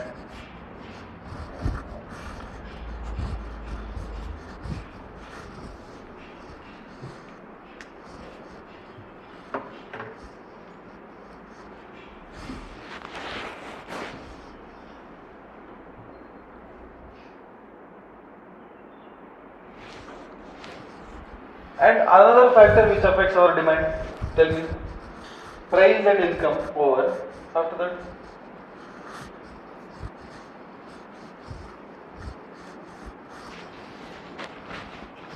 see, is it depending on our preferences? Like depending on the situation. If it is summer, the preference over the ice cream, the preference over the AC, the preference over the fan would be more. If it is winter, the preference over ice cream is very less. So depends on our preference, right? Depends on preference. So demand is also depends on our preference. Preference. Depending on our preferences. Like other examples very good. In summer, we prefer AC, we prefer ice creams. In winter, we will not prefer AC, we will not prefer. Graph will like ಹೇಗೆ ಬರೀತೀರಾ graph ಇದಕ್ಕೆ ನೋಡೋಣ ಬರೀರಿ graph ಬರೆಯೋದು ಕಷ್ಟ ಇದರಲ್ಲಿ preferences ಅಲ್ಲಿ enough ಎಲ್ಲದಕ್ಕೆ graph ಬೇಕಂತೇನಿಲ್ಲ okay ಬೇಕಾದ್ರೆ ಬರೆಯೋಣ ನೆಕ್ಸ್ಟ್ ಥಿಂಕ್ ಮಾಡ್ತೀನಿ ಇವತ್ತು ಹೋಗಿ ನಾಳೆ ಬರೀತೀನಿ ನೀನು ಅವ್ರ next class I will write this Yes, but that is exceptional, right? Don't go with the exceptionals. Be generalistic. Yes. See, we are talking about market, right? Market means it would be generalistic. And substitute. Is it a factor of demand? Yes, right? What is substitute then? You told yes, then tell me, explain me. Yes, definitely. Say like the 1 cup of tea rupees is 5 rupees and another cup of tea rupees, the same quantity and same quality. The another cup of tea is 10 rupees.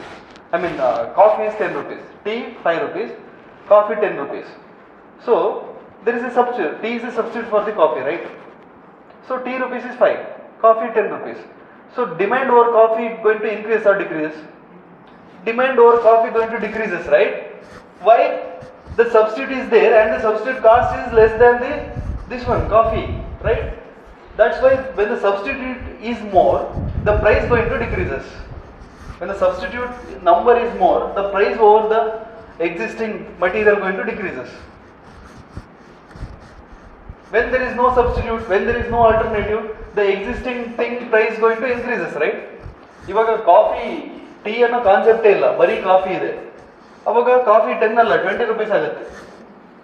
Tea ಇರೋಕ್ಕೋಗಿ coffee 10 ನಿಂತಿದೆ ಅಲ್ವಾ? This is all. So this substitutes affects our demand. Substitute ಇದ್ದಿದ್ದಕ್ಕೆ coffee demand ಕಮ್ಮಿ ಆಯಿತು, tea ಇದ್ದಿದ್ದಕ್ಕೆ. So this is a factor which affects our demand. Are you getting my point? Substitutes.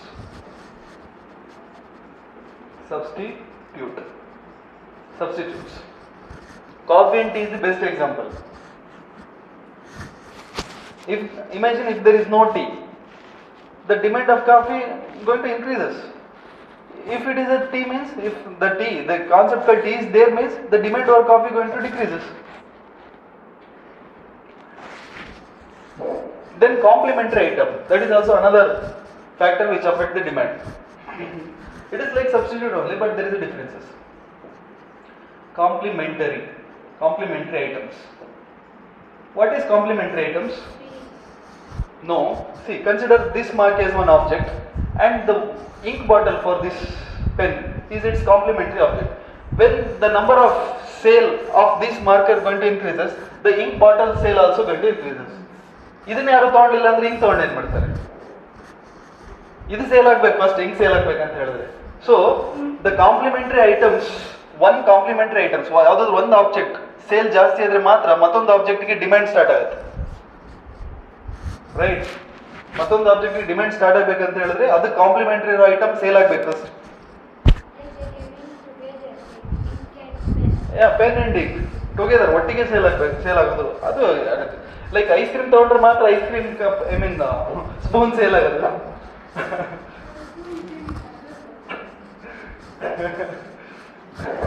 ಅದು ಮನೆಗೆ ತಗೊಂಡೋದು family pack, friends ಜೊತೆ ನಂದಿನಿಲಿಗ ಹೋಗಿ ನಾವು ತಿಂದ್ರೆ. Okay, that's all. Okay, complementary item means ಅದ್ರ ಜೊತೆ ಇರೋದು ಸೇಲ್ ಆಗ್ಬೇಕು, ಆಗ ಮಾತ್ರ ಇದಕ್ಕೆ ಡಿಮ್ಯಾಂಡ್, ಇಲ್ಲದಿದ್ರೆ ಡಿಮ್ಯಾಂಡ್ ಇಲ್ಲ. ಇದೊಂಥರ ಕನ್ನಡದಲ್ಲಿ ಒಂದು ಸೇಯಿಂಗ್ ಇದೆ, ಮಲ್ಲಿಗೆ ಹೂ ಜೊತೆ ಬಾಳೆಪಟ್ಟಿ ದೇವಲೋಕಕ್ಕೆ ಹೋಯ್ತು ಅಂತ. ಏನೋ ದಿಸ್ ಗೊತ್ತಿಲ್ಲ. 90s ಕಿಡ್ಡಿಗೆ ಮಾತ್ರ ಗೊತ್ತಿರೋದು. Okay, take heading as inferior goods.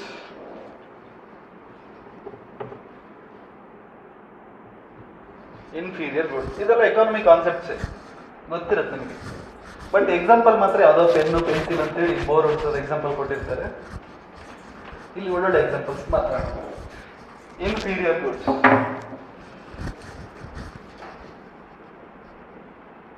inferior goods.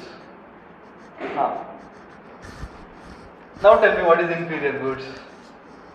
Normally, while goods, goods, ಇದು ವಸ್ತು item. See, normally when our income increases, what happens to our demand?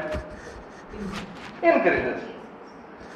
See, these inferior goods are exceptional for this. When our income increases, our demand over this inferior goods going to decreases. Tell me the example.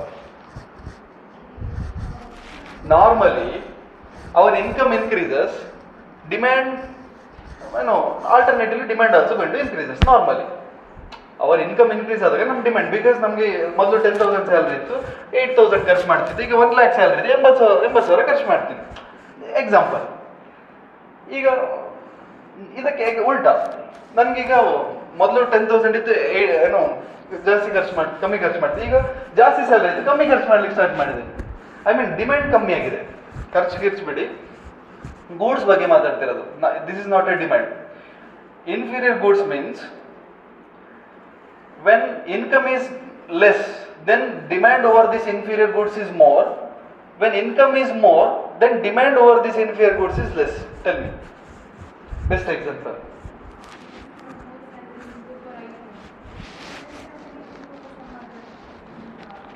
No. This is single goods ಬಗ್ಗೆ ಮಾತಾಡಿ. Income ಕಮ್ಮಿ ಇದ್ದಾಗ ಜನ ಅದಕ್ಕೆ ಜಾಸ್ತಿ ಬರ್ತಾರೆ. When there is a less income, the demand for that good is more. When there is a more income, the demand for that good is a less. iPhone, when there is a more income, demand for the iPhone is more. Best example, nano car. I'll tell you. I'll explain you. When there is a less income, people definitely, nano car is a wonderful car. Okay, I just love it. When there is a less income, people go for a nano. When their income increases, they'll prefer to buy Swift, they'll prefer to buy Innova, they'll prefer to buy rest of Crystal, they'll prefer to buy Brezza or something, Creta, whatever.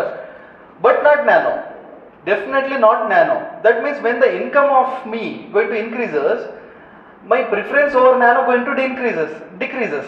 My demand over nano going to decreases. So that nano good become inferior good. Means when my income increases, I'll buy something else, but never nano. So nano is an inferior good. When my income increases, I will definitely not buy nano. That's why nano is an inferior good. She said what? She said iPhone. My income increases, I definitely buy iPhone. Why not? She said iPhone, right? That is how. That is what I am telling. Here, my income decreases, I will go for nano. Okay. When my income decreases, this is ನೀವು ಎರಡು item ಬಗ್ಗೆ ಮಾತಾಡ್ತಿರಲ್ಲ, ಒಂದು normal phone, ಇನ್ನೊಂದು iPhone ಬಗ್ಗೆ. I am talking about the goods. This is good means single good, nano car. When the income is less, the preference, the demand over that good is more. When the income is more, the demand over that good is less. Okay.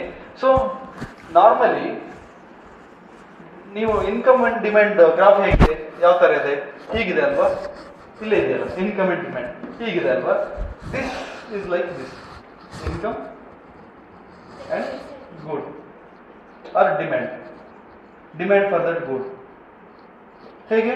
When my income is more, my demand over that group, my demand over that good is less.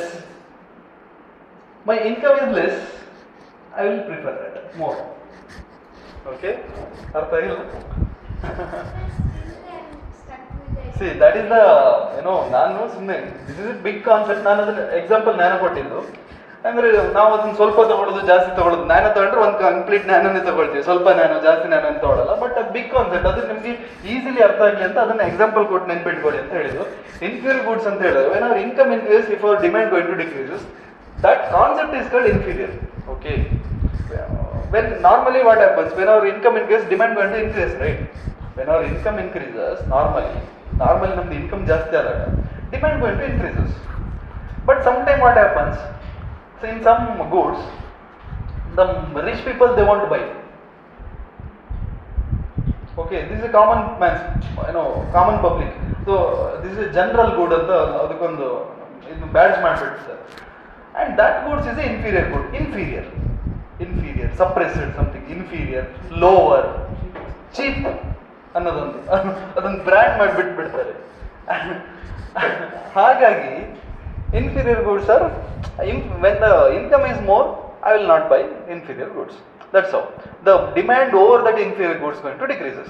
When the income is less, the demand over that goods is going to increase. ಅಷ್ಟೇ concept ಇಂದ ನಾನು ಅದು link ಮಾಡಿದ್ದೀನಿ, ನಿಮ್ಗೆ ಈಸಿಯಲ್ಲಿ ನೆನ್ಪಿಟ್ಕೋಬಹುದು ಅಂತ ಅಷ್ಟೇ. ಓಕೆನಾ, ನೀವು ಅದನ್ನೇ ಎಕ್ಸಾಂಪಲ್ ನೆನ್ಪಿಟ್ಕೊಳ್ಳಿ, ಸೊ ಈಸಿ ಅದು. ಓಕೆನಾ, next same Veblen good.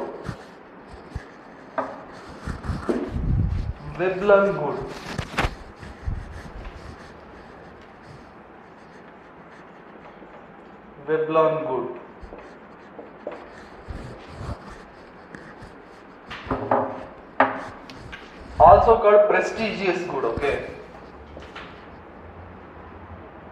prestigious good. ಏನಿರ್ಬೋದು ಇದು?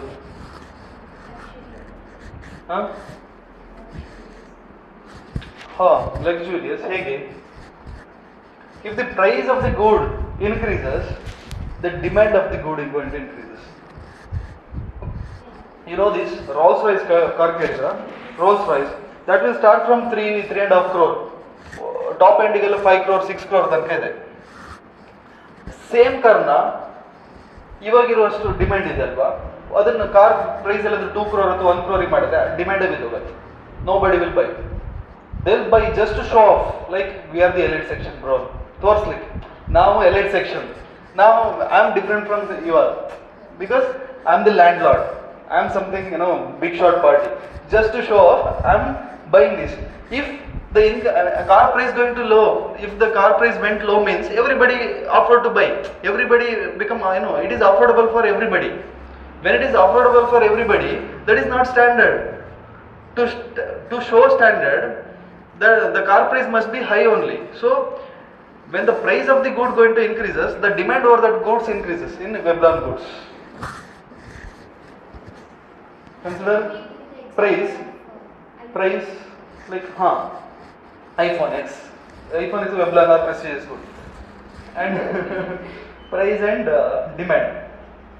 See, when there is less price, when there is more price, demand is more. When there is less price, Demand is less. Like this graph would be like this. iPhone or Rolls-Royce as an example for that.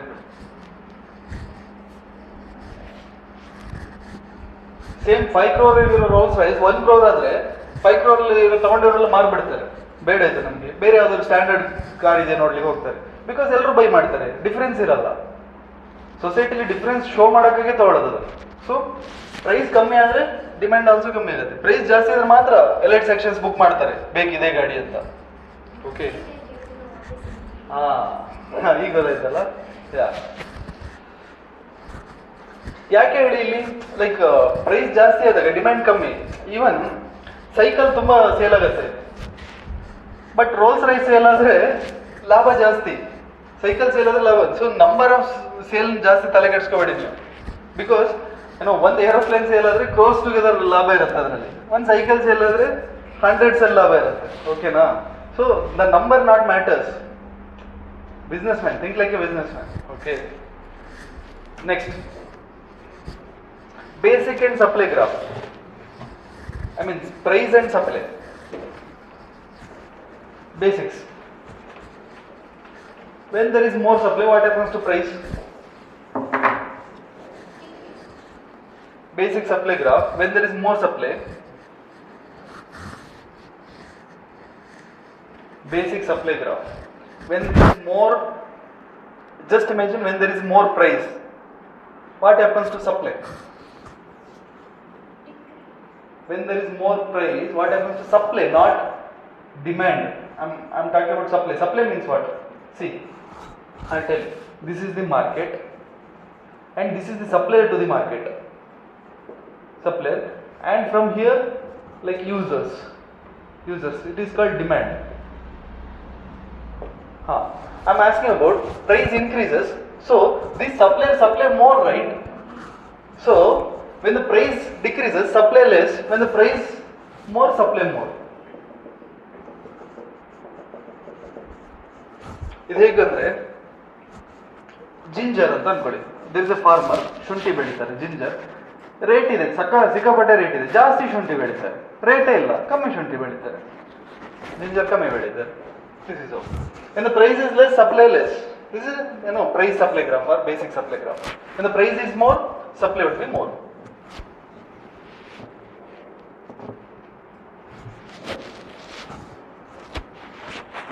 You know the concept of Adam Smith market equilibrium. Adam Smith, father of economy.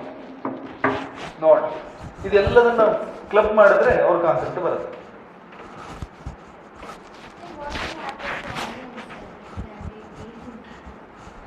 See, that onion and vegetables and flour, these are the perishable goods.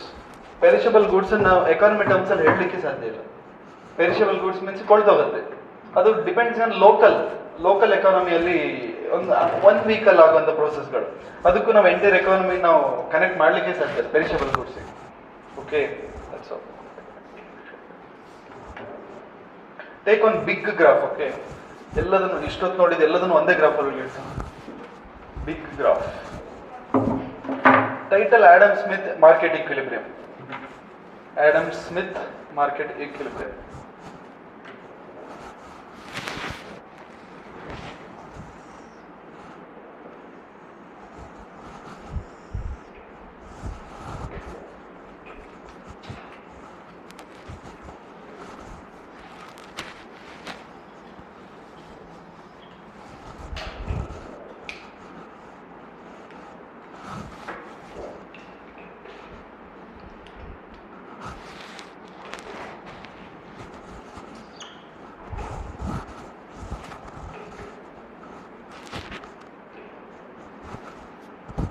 This is quantity, demand and supply.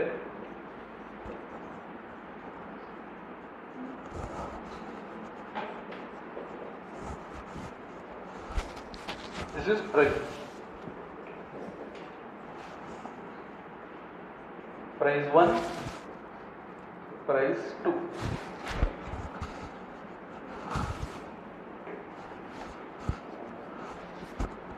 This is supply graph, okay? Supply graph. This is demand graph. Demand line.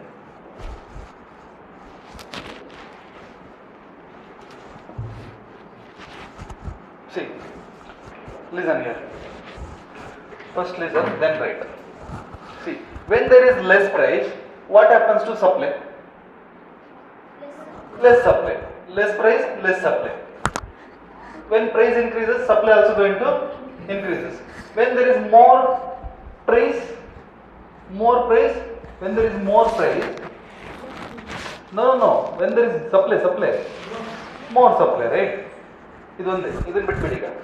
less demand, less price, less supply.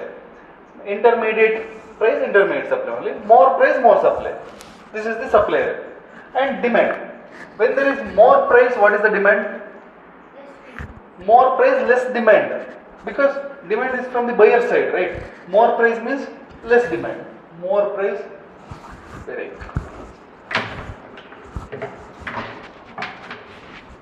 When it is more price,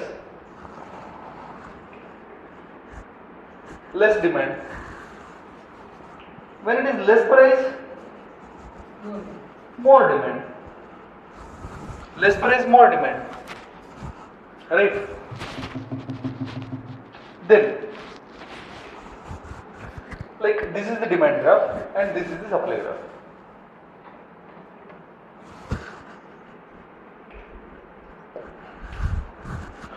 When there is more demand and more supply, what happens? Sorry, this is what? Less demand. This side is demand ಕಮ್ಮಿ ಇದೆ. When there is a less demand and more supply, what happens to price? Think like a businessman. Price going to decreases. ಅರ್ಥ ಆಗ್ತಾ ಇದೆಯಾ? When there is a more supply, ತುಂಬಾ supply ಇದೆ, ಬೇಕಾದಷ್ಟು chocolates ಬಂದಿದೆ, ಡಿಮ್ಯಾಂಡೇ ಇಲ್ಲ, ತಗೊಳ್ಳೋರೇ ಇಲ್ಲ, ಅವಾಗ 10 rupees ಚಾಕ್ಲೇಟ್ 8 rupees ಆಗುತ್ತೆ. Means price going to decreases. Like decreases. See, when there is a less supply and more demand, what happens to price? Less supply, more demand, what happens to price? Price going to increase, right? Increases.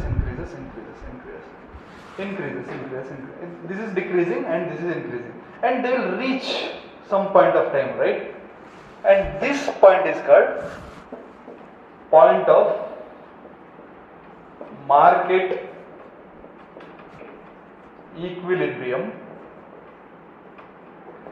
This was given by Adam Smith, and he told, if any economy, if it not able to reach point of equilibrium, means that economy is not successful economy.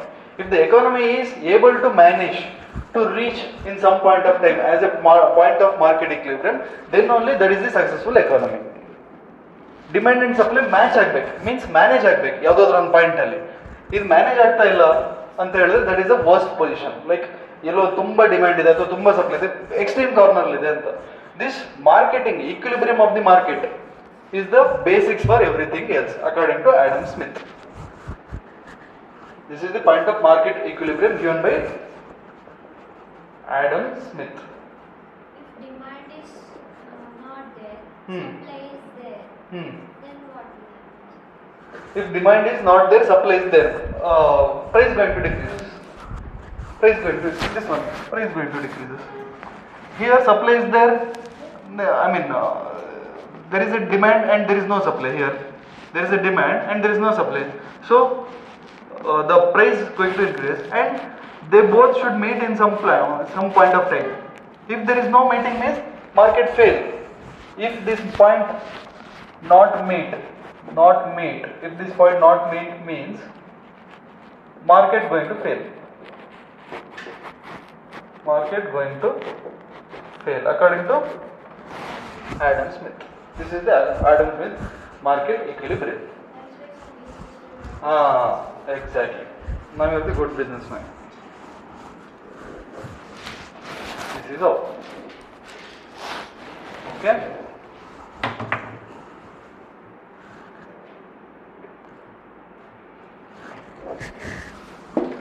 Write a heading. Company or starting a company. Your company ಮಾಡಿದ್ರೆ ಎಷ್ಟೊಳಗೆ? Anybody?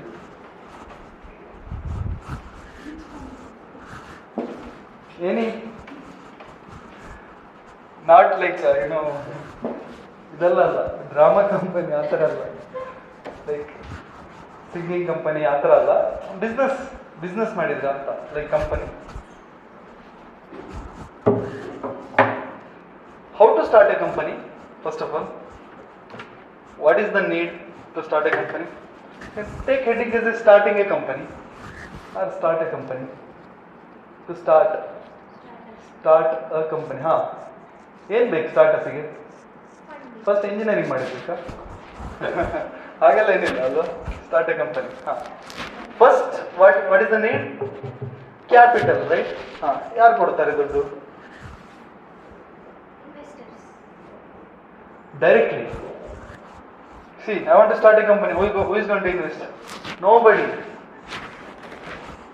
So, how to start a company? First, what is the first thing comes to your mind? If somebody wants to, start a company, what is the first thing?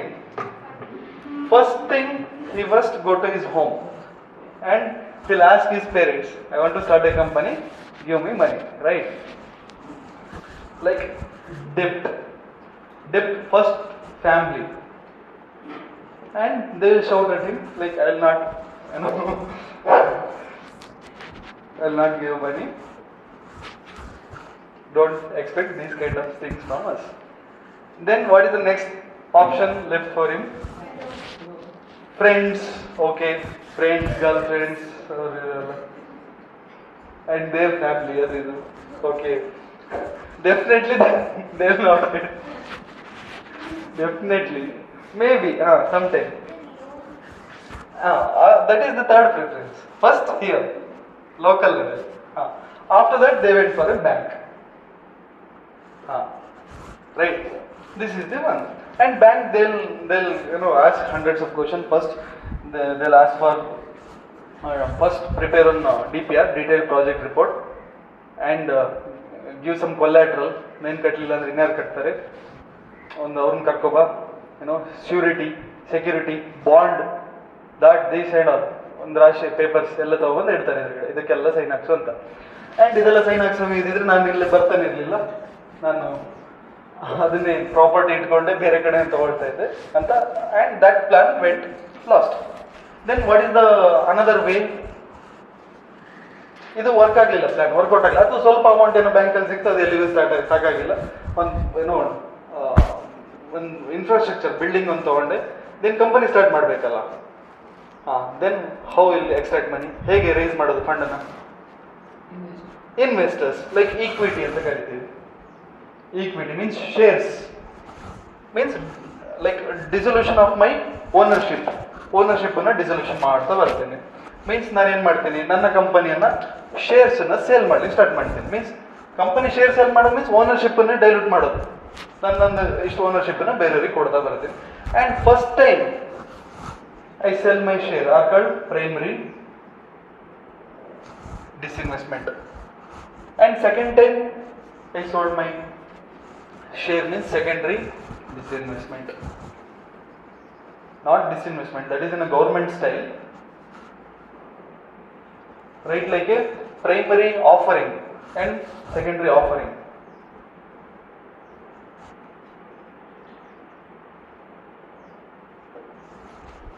What is primary offering? First time ನಾನು sale ಮಾಡಿದ್ದೀನಿ ನನ್ನ ಶೇರ್ನ. Share sale ಮಾಡಿದ್ದೀನಿ means what? One who buy that share, they are going to invest in my company. One who buy that share, they will not buy with zero money. They will invest something and they will buy. So ಅಲ್ಲಿ fund raise ಆಗುತ್ತೆ. And ಇನ್ನೊಂದು ಸ್ವಲ್ಪ first ಏನೋ ಒಂದು 10% sale ಮಾಡಿದೆ, 10% ownership. Next time another 10%. 20% sale ಆಯಿತು. This is the initial public offering. These two are called initial public offerings. Initial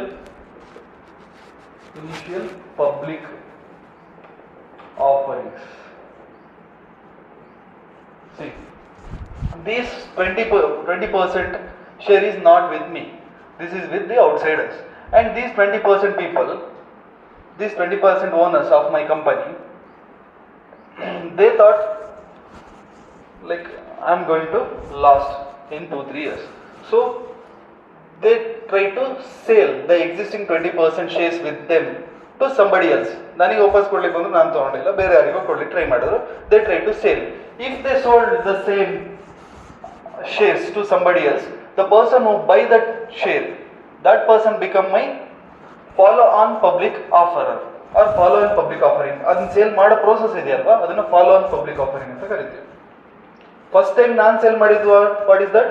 initial public offering. ಅವ್ರು sale ಮಾಡೋದು follow on public offering. This is the initial public offering which I sold my shares to 20%. Yes. Yes, same thing. Here, equity means what? First of all, equity means shares, okay? Equity, the meaning itself is shares. This is another kind of fundraising, means diluting my ownership. Here in the initial stage, my 10% ownership got diluted, and in the second time, again 10%, I just, and there is no standard 10%. If I want, I can sell 50% also, I can sell 5% also. That is my interest, depending on my amount, like what is the need of my amount. If I need more amount means I sold more company, and more public, I am going to sell more company. If I need less minimum amount means I am going to sell less minimum shares. This is how. If the shareholders of my company, they sold my shares to somebody else means that selling is called follow on public offering. This is the different factors, different definitions in the economy, you must know. Initial public offering means what? Follow-on public. What is initial public offering? Primary, like the owner of that company, initial owner, founder of that company, if he sold his shares to somebody else, then that will become, that transfer of shares will become primary public offering. First time public, he is offering his shares in a public. Follow-on means what? The already one who buy that sale, if he went for like market, like he opened up again for this, selling that share, that is follow-on public offering. Okay, this is how. Again, what happens during follow-on public offering? Follow-on public offering, what happens? The fundraise for that company going to increase, right? The fund for that company going to increase. And is it affecting, because of the follow-on public offering, is it affecting the owners, the existing owners ownership? No. For primary public offering, his ownership going to reduces. This person's, my ownership, I started a company, right? And on follow-on public offering, the person who already bought my shares, he is going to selling. Means my ownership is not going to affect. The person, one who bought my shares, his ownership going to decreases over my company. And fund, ಎಲ್ಲಿಗೆ fund ಬರುತ್ತೆ? Ownership ಅಲ್ಲಿಗೆ ತಗೊಂಡಿದ್ದ ಅಂತ ಹೇಳಿದ್ರೆ ಇವನಿಗೆ, like ಅಲ್ಲಿ transfer ಆದಾಗ ಅವನಿಗೆ ಒಂದು ನಂಬಿಕೆ ಬರುತ್ತಲ್ವಾ, ಲೈಕ್ ಸ್ಟೆಬಿಲಿಟಿ ಮೈಂಟೈನ್ ಆಗುತ್ತೆ. ಅದರ್ವೈಸ್ ಅವ್ನು ಸೆಲ್ ಮಾಡ್ತಾ ಇದ್ದಾನೆ means what? He is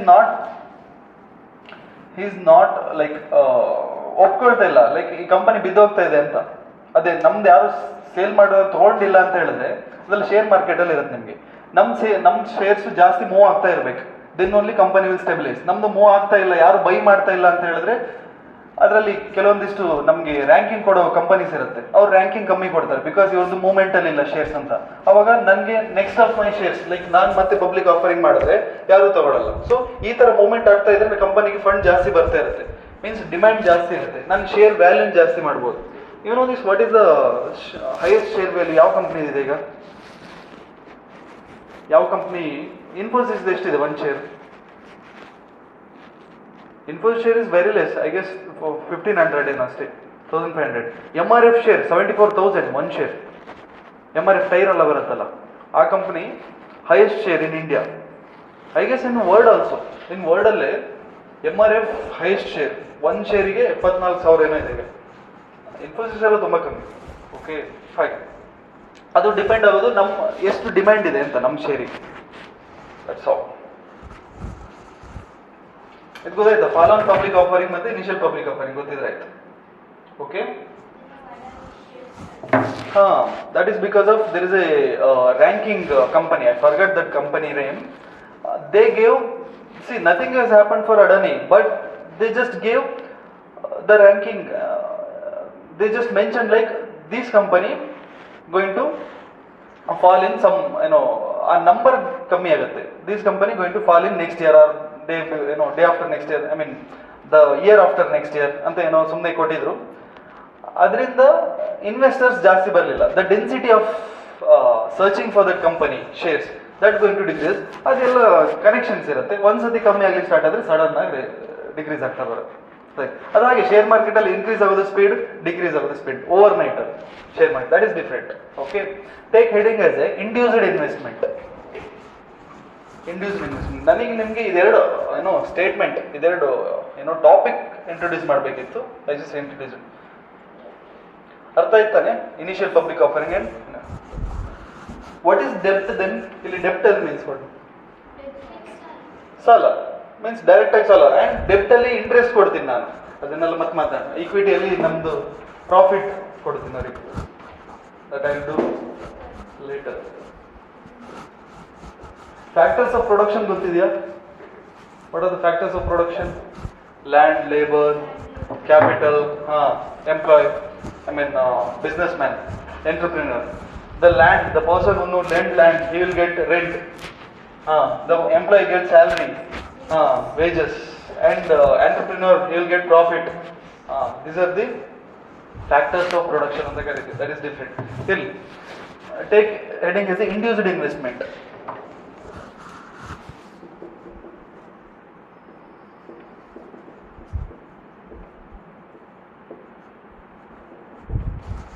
This is normally done by the private players, not the government. Okay.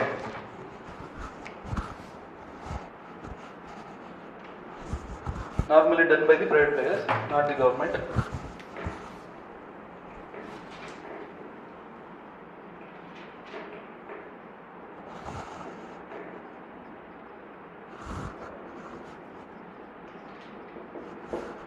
See, when the profit for my company is less, I am going to invest more.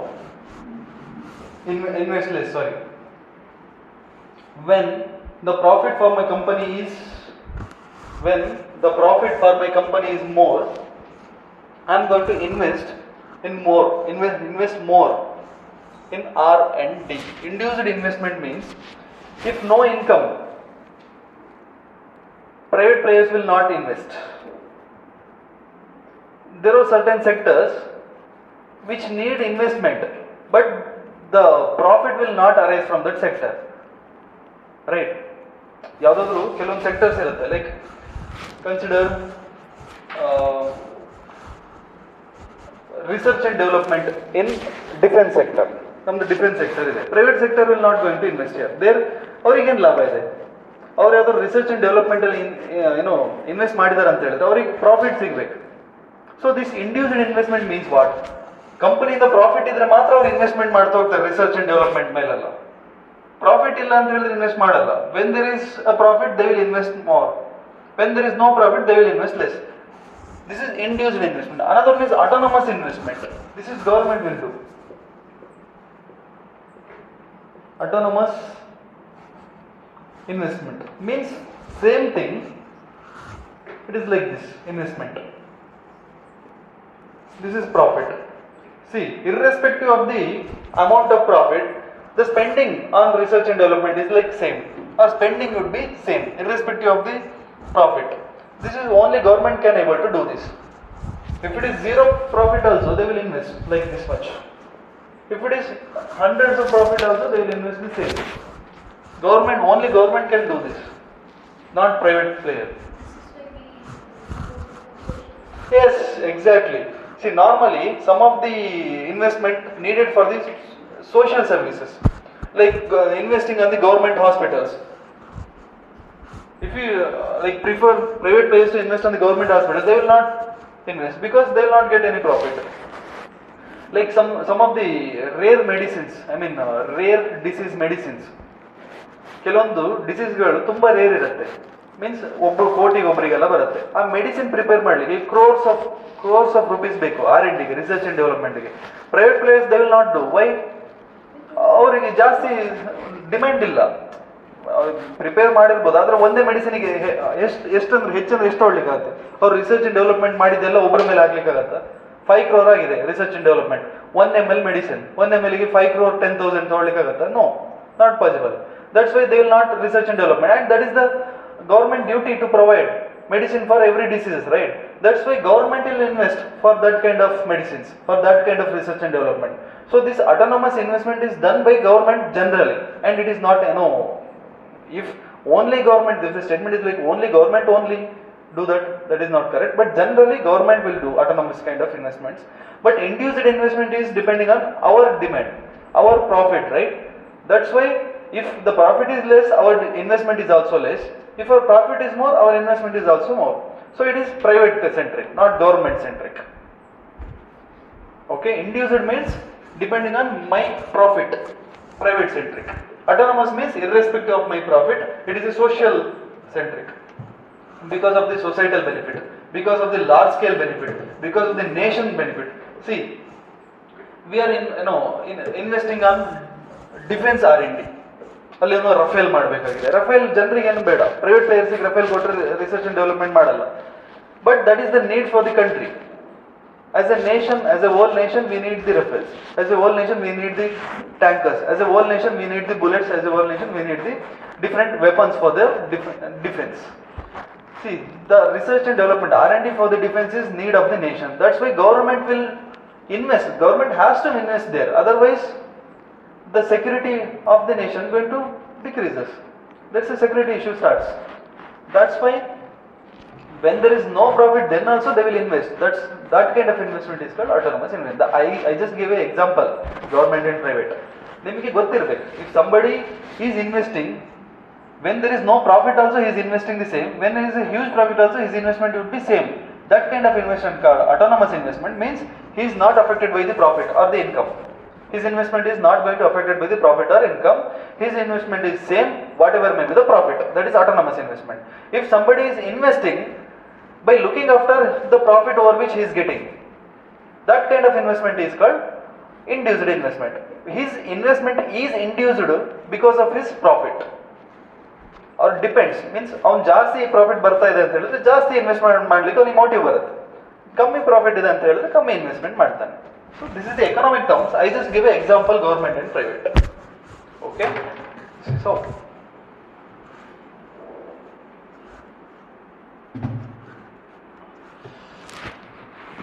what is fiscal stimulus?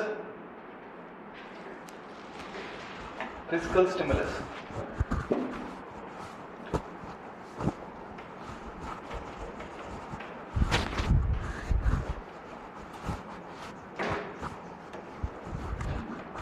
Fiscal and monetary policy ಅಂತೆಲ್ಲ ಇದೆ, ಗೊತ್ತಿದೆಯಾ? Fiscal policy, monetary policy. What is that? Fiscal stimulus. Fiscal means what? Something fiscal means this is government, okay. Something monetary means this is RBI or bank, not government. Something fiscal means that is related to government. Fiscal policy, government policy. Monetary policy, RBI policy. Fiscal stimulus, government stimulus. Monetary stimulus, RBI stimulus. Now tell me, what is fiscal stimulus?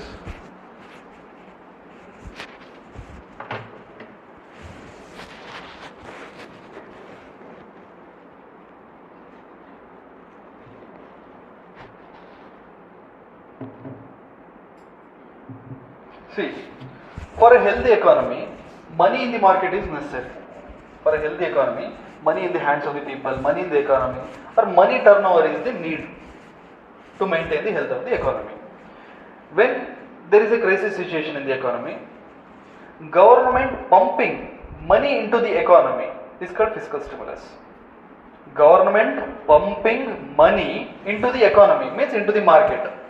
Government pumping money into the economy in one financial year to revive the economy otherwise which is collapsing, to increase the economic activity. Economy or market, whatever, in different forms, in n number of forms, like giving subsidy, giving direct cash transfer, or decreasing the price, giving subsidy directly to the production house, or tax, reducing the tax, or reducing the GST, or increasing the government's expenditure. Like there are number of ways, or increasing the government schemes, like freebies, giving freebies. These are the number of ways pumping money into the economy and increasing salaries over government employees. This is another way of pumping money into the economy, right? So these are the fiscal stimulus, means government is pumping money into the economy to make economy healthy economy, otherwise which is collapsing. When there is a need, then only they will stimulus. Sometimes they will extract money from the economy also by increasing the taxes and decreasing the salary. That is different. Fiscal stimulus means something good, something providing, something pumping. Money is pumping into the economy. It is making something good for the people, right? This is fiscal stimulus. The word fiscal means government is not doing. If it is monetary means banks and RBIs is doing. Okay? This is what. ಇದೆಲ್ಲ concept ನಿಮ್ಗೆ introduce ಮಾಡ್ತೀನಿ, ಎಲ್ಲ concept, ಆಮೇಲೆ ಮತ್ತೆ analysis ಮಾಡ್ತಾ what is that. What is economic growth and economic development? Like divide your page into economic growth and economic development and I will explain what it is and write as like that. Now tell me, what is economic growth? Okay, then what is economic development? Exactly, very good. See, economic growth is a number. Economic growth is a number. Economic development is not number actually. So economic growth is a kind of what we call vertical. Number 1, 2, 3, 4, vertical. Economic development is horizontal. ಹೇಗೆ ಎಷ್ಟು ಜನರಿಗೆ ಅರ್ಥ ಆಯ್ತು horizontal vertical see I will explain every year our India's GDP is increasing right 7 ಇತ್ತು 8 ಆಗುತ್ತೆ ಈ ಸತಿ 8 point something ಏನು ಪ್ರಿಡಿಕ್ಟ್ ಮಾಡಿದ್ರೆ 4 ಇತ್ತು 5 ಇತ್ತು 6 ಪಾಯಿಂಟ್ ಪ್ರಿಡಿಕ್ಷನ್ಸ್ ಇರುತ್ತೆ ಅದು ಹೆಚ್ಚು ಕಮ್ಮಿ ಆಗುತ್ತೆ ಮೋದಿ ಗೌರ್ಮೆಂಟ್ 7-8 ಇಂದ ತಗೊಂಡು ಹಾಗೆ ದಿಸ್ ಈ 6.5 7 what is this these are the numbers Imagine 8 ಅಥವಾ 10 16 ಹೋಯ್ತು ಅಂತ ಮಾಡಿ GDP. Then also there is starvation, death. School ಚೆನ್ನಾಗಿಲ್ಲ, hospital ಚೆನ್ನಾಗಿಲ್ಲ. Is this a sign of economic development? But number ಜಾಸ್ತಿ ಆಗಿದೆ ಅಲ್ವಾ? So economic growth ಆಯ್ತಾ economic development ಆಯ್ತಾ? Economic growth ಆಯ್ತು but economic development ಆಗಿಲ್ಲ. That means we can witness economic growth without economic development. Is it possible in a vice versa? Like, are we able to become economically wealthier country without economic growth, or economic development is possible without economic growth? No. To do development, to do welfare schemes, to give a good education, to give a proper medicine, to give a proper nurturing, to give a proper hospitality, to give proper welfare schemes, what is the prerequisite? The money which comes from the economic growth. When there is no growth, there is no development. So growth is the prerequisite for the economic development. So growth is a quantitative term and development is a qualitative term, right? Growth is a quantity, means numbers. GDP is a number, and this GDP number is the reason, the foundation for this economic development. So that is that is horizontal. Vertical means number. Before 4%, 5%, 6%, today 6.5 something, 7%, 8%, 9%. These are the numbers. This is vertical. Horizontal means what? Hospital, health, education. See, these are the horizontal means how the society would be, how the entire social structure would be. Development means inclusive development along with everybody. Here it is not inclusive. GDP is growing, but what about GDP of agriculture? GDP of agriculture is not growing. GDP of secondary sector in India, it is worse. Like if you compare to GDP of secondary sector of China and GDP of secondary sector of India, there is lot many differences. Manufacturing sector is good in China, not in India. Okay, secondary sector we just neglected. Farmers are becoming engineers. Farmers' son becoming engineers in India. In China, farmers' son becoming manufacturers, and those manufacturers' sons are becoming engineers. Here direct tertiarization. Here there is no secondary sector at all, primary sector to tertiarization. There is proper, this is the healthy economy science, primary to secondary, secondary to tertiary. Here this is not healthy economy. Our economy is not at all healthy economy. Our GDP is increasing. That is not enough. There should be a proper steps like primary to secondary, secondary to tertiary. That is the healthiest economy sign. India is in a danger. Partially he is correct. Our Rahul Gandhi partially correct. India is in a danger. In an economic term, what he told? Okay, leave. Our democracy is in a danger. He told our democracy is in danger, not India. See, this is the standard healthy economy means primary to secondary, secondary to tertiary. Farmer's son should not become engineer. He should become manufacturer. After that manufacturer son should become engineer or service sector, doctor or something else. Okay, this over tertiarization or neglecting the secondary sector is not good. Because of this over tertiarization leads to more GDP. GDP is a number game. Number means growth. but that not leads to development. To get a good development, we just not enough, number is not enough. Number is not enough. The where this number coming from, that is the need. From where this kind of money or this kind of revenue or this kind of GDP is coming, arising, that we have to look in for development, right? ಅರ್ಥ ಆಗ್ತಿದೆಯಾ? So something is GDP means that is related to economic growth, not related to economic development. And GNP means what? So what is the definition of GDP? What is GDP full form? Gross domestic. Okay. What is define it? Total number of goods produced in a country in a year. See, the one thing you must understand here is within the four walls of our country. That's what is very important. The total number of goods and services, not only goods, the total number of goods and services produced within the four walls of our country. Means if it is outside our territory border, that is not GDP. GNP is not like that. GNP means the total amount of goods and services produced by Indians, wherever it may be. Our Indians.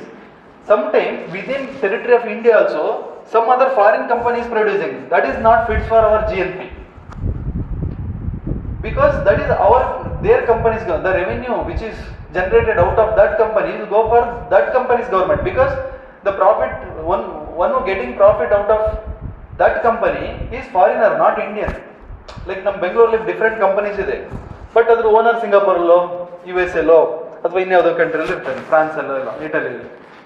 ಅವನಿಗೆ profit ಅಲ್ಲಿಗೆ ಹೋಗ್ತಾ ಇರುತ್ತೆ and he is giving taxes for his government. He is paying taxes for his profit for his government, right?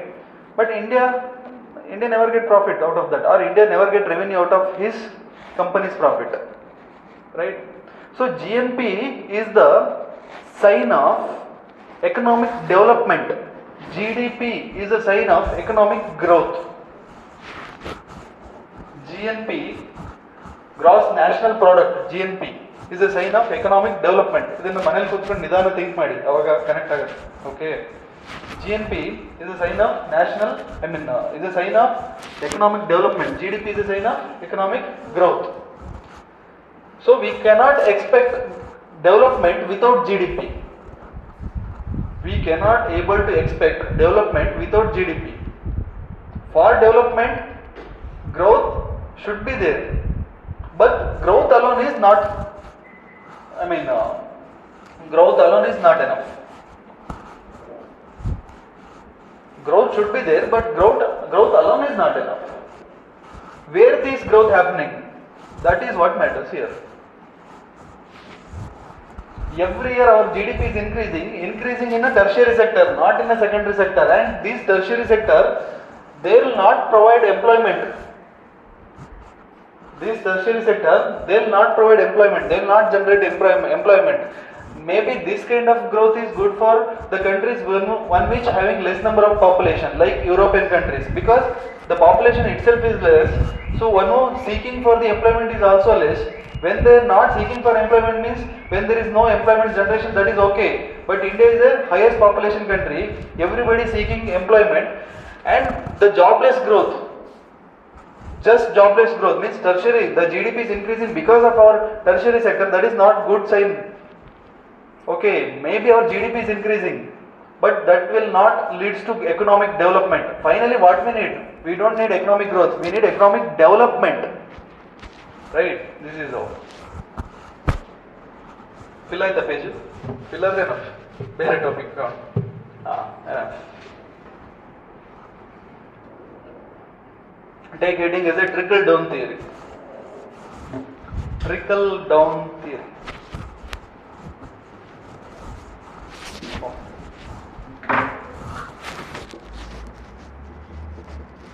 Trickle down theory. This is the important theory in economy.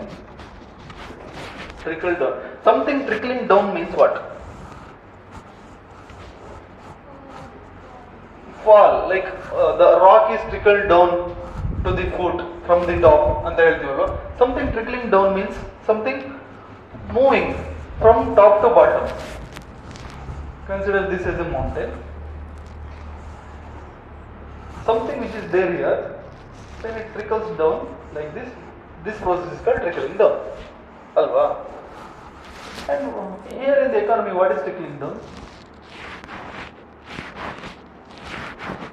This is nothing but a policy of the government giving benefit to some of the top companies or the top businessmen or the top capitalists. The idea behind this giving benefit to top capitalists is the benefit which is given to this capitalist, that benefit going to trickle down to common public. The benefit ಜಿಯೋಗೆ ರಿಲಯನ್ಸ್ಗೆ ನಾವು tax free ಮಾಡಿದ್ರೆ data ಕಮ್ಮಿ ಕೊಡ್ತಾರೆ, ಕಮ್ಮಿ ರೇಟಿಗೆ ಜನಗಳಿಗೆ. So the benefit is trickle down. Reliance is tax free. Reliance is tax free. That's why they are able to give data. They are able to compete with Airtel. They are able to compete with Airtel and able to give in a less minimum price. Data ತುಂಬಾ price ಅಲ್ಲಿ ಕಮ್ಮಿ price ಅಲ್ಲಿ ಕೊಟ್ಟರು ಒಂದು time ಅಲ್ಲಿ, ಆಮೇಲೆ ಜಾಸ್ತಿ ಮಾಡಿದ್ರು. That is different. ಜಾಸ್ತಿ ಮಾಡಿದ್ರು ಬಿಕಾಸ್ ಅವರು ವಾಪಸ್ ಟ್ಯಾಕ್ಸ್ ಕಲೆಕ್ಟ್ ಮಾಡಿ ಸ್ಟಾರ್ಟ್ ಮಾಡಿದ್ರು. So what is trickling down? Giving some benefit to the capitalist or higher authority or top like entrepreneurs. And expectation is that benefit is going to trickle down to common public. But in India, this is happening. But this is a problem. Here there is a problem because there is lot many loopholes here. Pockets. Okay, ಇಲ್ಲಿ ಸೋರೋಗುತ್ತೆ, ಕೆಳಗೆ ಬರೋಸೋದಿಗೆ ಸೋರೋಗುತ್ತೆ, ಇಲ್ಲಿ ಏನೂ ಇರಲ್ಲ, ಖಾಲಿ. Okay, ಅದಕ್ಕೆ ಆದಷ್ಟು ಇಲ್ಲಿ ಹೋಗಿ ಕೂರ್ಬೇಕು. This is IAS. Okay, this is case, this is local department wise irtaralla officers. Illi FD SD clerks, this is common public. Okay, loopholes.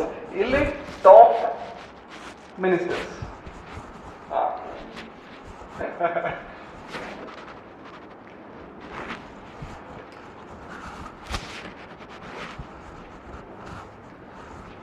What is the idea behind the trickling down theory? First of all, this is a government giving concession or government giving some benefits or government giving some subsidy or government making it tax free, whatever. Some benefit is given to top capitalist, and idea is that the benefit will trickle down to common public. Direct government public ಕೊಡ್ಲಿಕ್ಕಾಗಲ್ಲ, because ನೆಟ್ ಪ್ಯಾಕ್ ಹಾಕ್ಸ್ಲಿಕ್ಕೆ government ಏನಾದ್ರು ಕೊಡ್ಬೇಕು. ಏನಂತ ಕೊಡುತ್ತೆ, ಯಾರಿಗಂತ ಕೊಡುತ್ತೆ? Government ಕೊಡ್ತಿದೆ ಅಂತ ಹೇಳಿದ್ರೆ ಎಲ್ಲರೂ ಯೂಸ್ ಮಾಡ್ಲಿಕ್ಕೆ ಸ್ಟಾರ್ಟ್ ಮಾಡ್ತಾರೆ, ಇರ್ಯಾಷನಲ್ ಆಗುತ್ತೆ. ದಟ್ಸ್ ವೈ ಕಂಪನಿಗೆ ನಾವು ಟ್ಯಾಕ್ಸ್ ಫ್ರೀ ಮಾಡಿ ಅವರೇ ಕಮ್ಮಿ ಮಾಡೋ ಥರ ಮಾಡೋದು. This is trickling down theory. ಇದು ಎಲ್ಲ ಕಡೆನೂ ಇದೆ. That Reliance is just example. ಅದು ಎಕ್ಸಾಂಪಲ್ ಬರ್ಕೊಳ್ಳಿ, ನಿಮ್ಗೆ ಚೆನ್ನಾಗಿ ಕನೆಕ್ಟ್ ಆಗುತ್ತೆ. Reliance is just example. ನೀವೆಲ್ಲ ಬರಿಬೇಕು. ಎಕಾನಮಿಕ್ ಕ್ಲಾಸ್ ಏನು ಗೊತ್ತಾ, ಕೇಳಿದ್ರೆ ತುಂಬಾ ಚೆನ್ನಾಗಿರುತ್ತೆ, ಭಯಂಕರ ಈಸಿ ಅನ್ಸುತ್ತೆ. 1 month, after 1 month, what is this trickle down? Is this geography or is this economy? ಏನು ಜಿಯೋಗ್ರಫಿ ಮೌಂಟೇನ್ ಎಲ್ಲ ಬಿಡಿಸಿದಾರಲ್ಲ ಇಲ್ಲಿ ಅನ್ಸುತ್ತೆ. ಓಕೆ, ಹಾಗೆಲ್ಲ ಅನ್ಸುತ್ತೆ. ಆಮೇಲೆ ಇದು ನಿಮ್ಗೆ ಇದನ್ಸುತ್ತೆ ಸಿರ್ಕ್, ಆಮೇಲೆ ಇದೋ ಸಿರ್ಕ್ ಲೇಕ್, ನೀರು ತುಂಬತ್ತೆ ಇಲ್ಲಿ. ಜಿಯೋಗ್ರಫಿ ನಿನ್ನೆ ಗ್ಲೇಷಿಯರ್ ಇಸ್ ಡೆಪೋಸಿಷನಲ್. ಇದನ್ನ ನೋಡಿ, ಇಸ್ ದಿಸ್ ಎರೋಷನಲ್ ಆರ್ ಡೆಪೋಸಿಷನಲ್ ಅಂತ ಥಿಂಕ್ ಮಾಡ್ತಿರ್ತೀರಿ. ಓಕೆ, ನಿನ್ನೆ ಕ್ಲಾಸ್. ಸೊ ಅದಕ್ಕೆ ಸ್ಟೋರಿ ರಿಲಯನ್ಸ್ ಅದೆಲ್ಲ ಬರೀಬೇಕು ಹೇಳ್ತಾ ಇದ್ರೆ. In India, proper trickle down is not happening because lot many corruption and there is no political will.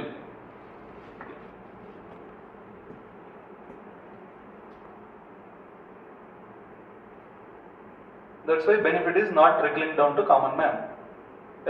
Expectation is not meeting. Best example ಹೇಳಿ, ಎಲ್ಲಿ ನಮ್ಗೆ ಕಾಣಿಸ್ತಾ ಇದೆ ಇಂಡಿಯಾದಲ್ಲಿ ಪ್ರಾಪರ್ ಆಗಿ ಟ್ರಿಕಲ್ ಡೌನ್ ಆಗ್ತಾ ಇಲ್ಲ? ವರ್ಲ್ಡ್ ಅಲ್ಲಿ ಹೇಳಿ ನೋಡೋಣ. If you look at South Africa, the politicians, ನಿಮ್ಗೆ ಸೌತ್ ಆಫ್ರಿಕಾ ಅಂತ ತಿಳ್ಕೊಳ್ಳಿ, ಏನ್ ಬರುತ್ತೆ? Society of South Africa very poor, proper education ಇಲ್ಲ, ಪ್ರಾಪರ್ ಹೆಲ್ತ್ ಇಲ್ಲ ಅಲ್ವಾ? ಏನ್ ಇಲ್ವಾ? ಹಾಗಲ್ವಾ? ಫುಲ್ ಮೆಟೀರಿಯಲಿಸ್ಟಿಕ್ ಲೈಫ್ ಇಲ್ಲ, ಏನಿಲ್ಲ, ಕಾಮನ್ ಪಬ್ಲಿಕ್ ಏನಿಲ್ಲ. ಬಟ್ ಸೌತ್ ಆಫ್ರಿಕನ್ ಪೊಲಿಟಿಷಿಯನ್ಸ್ ಮಕ್ಕಳನ್ನು ನೋಡಿದ್ರೆ ನೀವು ಆಕ್ಸ್ಫರ್ಡ್ ಕೇಂಬ್ರಿಡ್ಜ್ ಯೂನಿವರ್ಸಿಟಿಗೆ ಹೋದ್ರೆ ಅಲ್ಲಿ ಸೌತ್ ಆಫ್ರಿಕನ್ ಪೊಲಿಟಿಷಿಯನ್ ಮಕ್ಕಳು ಸಿಗ್ತಾರೆ ನಿಮಗೆ. ಅಂಡ್ ನೀವು ಈವನ್ ಸೌತ್ ಆಫ್ರಿಕಾದಲ್ಲಿ ಪೊಲಿಟಿಷಿಯನ್ ನೋಡಿದ್ರೆ ರಾಯಲ್ ಲೈಫ್ ಲೀಡ್ ಮಾಡ್ತಿರ್ತಾರೆ, ಇಂಡಿಯನ್ ಪೊಲಿಟಿಷಿಯನ್ ಗಿಂತ ಬೆಟರ್ ಇದ್ದಾರೆ. That means and South Africa is a country like lot many minerals, even gold, diamond minerals ಇದೆ, ಗೋಲ್ಡ್ ಇದೆ. That means natural resource at its peak. Then also the situation of the common public is worst, like animal kind of life ಅನ್ನ lead ಮಾಡ್ತಾ ಇದ್ದಾರೆ. What is the reason? There is a revenue at the peak, but that revenue is not trickling down to the common public.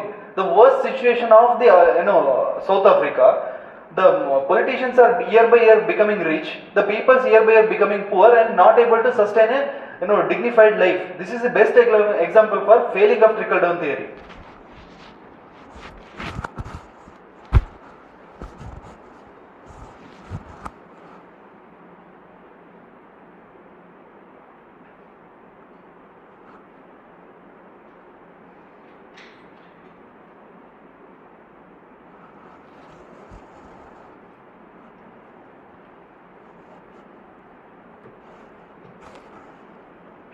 So proper implementation of the trickle down theory,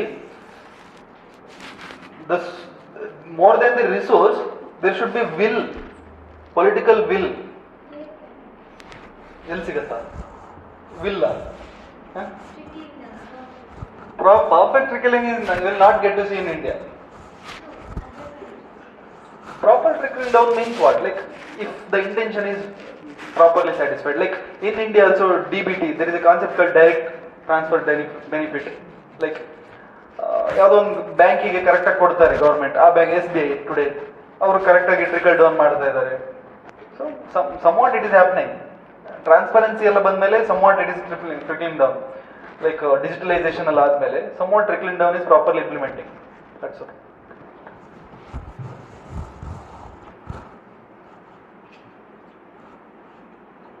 What is poverty? Poverty is a different chapter, okay, do. But tell me. Lack of basic facility, okay. Malnutrition, okay. Okay. Okay. See, poverty is not just an economic concept, it is a social concept also. That you must know. Like lack of all the basic needs which you need for the dignified life, leading dignified life. Some of the things which is the basics for to lead a dignified life, like proper education, proper health, proper food, and proper house. Like there is a two concept in Hindi: acha house, pakka house, and kacha house. Pakka house is the need for dignified life. So the things which is needful for the dignified life, if person is deprived from that need, then he called poor. Okay, so poverty is not just an economic concept, it is a social concept also. That you must know. Somebody is deprived from his political rights, then also that is also poverty. Like somebody is deprived from casting his vote. Somebody is deprived from casting his vote, that is also kind of poverty. Somebody is deprived from education, somebody is deprived from health, or service ತಗೊಳ್ಳಿಕ್ಕೆ ಯಾರು ಬಿಡ್ತಾ ಇಲ್ಲ. Somebody is using muscle power, money power out of that. That's also kind of poverty. The victim of that person is a poor. Sometimes he may be economically rich. In other social, sometimes the Dalits, sometimes they are economically rich. Then also we consider them as a poor because they are socially poor. Socially poor. That's all. So this poor or poverty is not just a economic concept. This is social concept that you must know. Okay. Then what is inclusive development or inclusive growth? Something inclusive. Inclusive. Not internally. See, GDP is increasing every year. Is it inclusive growth? No. This is the best example of not inclusive growth. GDP is increasing because of our engineers. Because our engineers, they are working day and night. Our tertiary sector, our companies, because of our company, because of our tertiary sector, our GDP is increasing. Our GDP is not increasing because of our secondary sector, not increasing because of our primary sector. These secondary sectors are the best employment generators. Best employment generator means what? Common public gets their employment. When common public gets their employment means unemployment rate in the society going to decreases.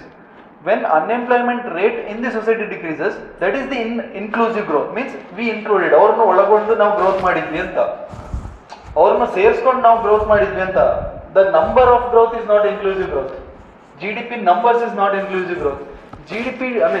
Economic growth is not inclusive growth. Economic development is inclusive growth, including every section of the society, including last mile person for the development of the economy, for the GDP, including that last mile person for the GDP of the economy. Then we call it as a inclusive growth. Inclusive growth is a wide concept, like it is a horizontal concept, including the prime minister, including the topmost educationists, including the engineers, doctors, like that, including the last mile citizens, one who are not educated, one who are not properly, skillful, one who are not proper, educated, including that person also in the process of the development, in the process of the growth of the nation. Then we call it as a inclusive growth. Inclusive means ಎಲ್ಲರನ್ನು include ಮಾಡಿ growth ಬಂದ್ರೆ, that is inclusive growth. And India's the main problem is there is no inclusive growth in India. We are experiencing growth year by year, but that growth is not inclusive growth. If you look at unemployment rates over India, every year the unemployment rate going to increasing. That shows what? There is a lack of inclusive growth. If there is no growth means that is nothing. Growth illa anta helbodu. There is a growth, but unemployment is there. When there is a growth plus unemployment, lack in the inclusive growth, right? Yes, GNP we can consider as a part of inclusive growth. But inclusive growth means what? There should be structural changes. Means secondary sector should, what we call secondary sector in the ಜಾಸ್ತಿ ಬರಬೇಕು. ಯಾವುದಕ್ಕೆ? GDP, not from the tertiary sector. Secondary sector, like not just that, like ಅಲ್ಲಿ employment create ಆಗಬೇಕು. In the secondary sector there must be employment generation. Today employment generation means tertiary sector agide. Even the civil engineers, they are working in IT companies. Even mechanical engineers, I don't know what they will do there. Even the civil engineers, mechanical engineers, come IT companies are like, engineer na, the name is enough, come, rest everything we will explain you, we will tell you, come. That's how. So this, when civil engineers they went for tertiary sector, how secondary sector will go? When mechanical engineers, they are the need for the secondary sector. If they went for the IT companies means there is abrupt loss for the inclusive growth. For inclusive growth there must be structural changes in the Indian economy, and that is the need of the hour. And India is experiencing lack of inclusive growth. That must Structural changes means secondary sector should be a more provider of GDP, not tertiary sector, because more number of people should be involved in the secondary sector than the tertiary sector. That to India kind of country, being highest population. China, if you look at China, the number of people who is involved in the secondary sector is more, and number of people, the GDP which is arising out of the secondary sector is also more. If you look at India, the GDP is more. Not like, we are 1/3 in GDP of China. You know this. GDP of India is 1/3 of GDP of China. Now, ಕೆಲವು ನಮ್ಮ politicians speech ಮಾಡ್ತಿರ್ತಾರೆ. We are par with China. Attack ಮಾಡಿದ್ರೆ ನಾವು ready ಇದೀವಿ, ಹಾಗೆ ಹೀಗೆ. Who told you? No, everything is depending on economy. How deeper our pocket is. Our pocket is not, nothing in front of China. China's GDP is 3 times bigger than India's GDP. In front of China, India is nothing. Maybe we have a soft core, we have a good politicians, at the top. We have a good, smart external affairs minister. Or we are having, smart diplomacy. We may have a soft power like yoga, what is this, Ayurveda. But in terms of war, in terms of economy, we are very weak compared to China. So in war happened means what happens? Rest everything is dependent on economy. You know this. The entire our foreign diplomacy is depending on our economy. today, our economy is, our GDP is doing good. That's why we are able to do some diplomacy over USA, diplomacy over Russia-Ukraine war, or diplomacy over the European nations, and we are able to manage both USA and Russia. If there is no GDP, our GDP is like 2.5, our voice is curtailed over the rest of the country's voice. Okay, so everything is depending on our GDP, right? So India's GDP is 1/3 of China's GDP. So if war happens, means India is not able to do anything in front of China. So this is practicality. On stage, our politicians, they just forget the practicality. They just motivate. Sometimes that also helpful for our soldiers, and our soldiers are more practical than politicians. They know. So inclusive growth means that is not just a growth of the GDP, that is the growth of everybody. That is the growth of economic development. That is not a growth, that is the economic development, inclusive growth. Okay, that is all.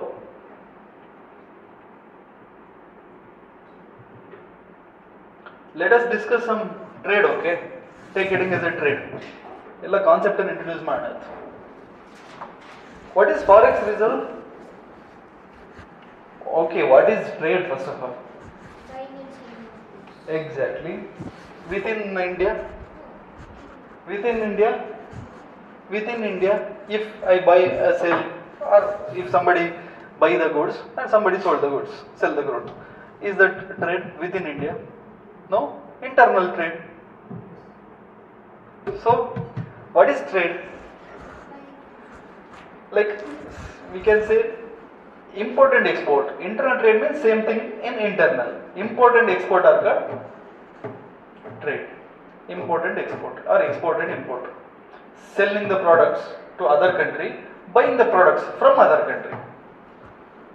What is export? Trade, export, import. Export means selling the product to other country. Here, buying the product from other country.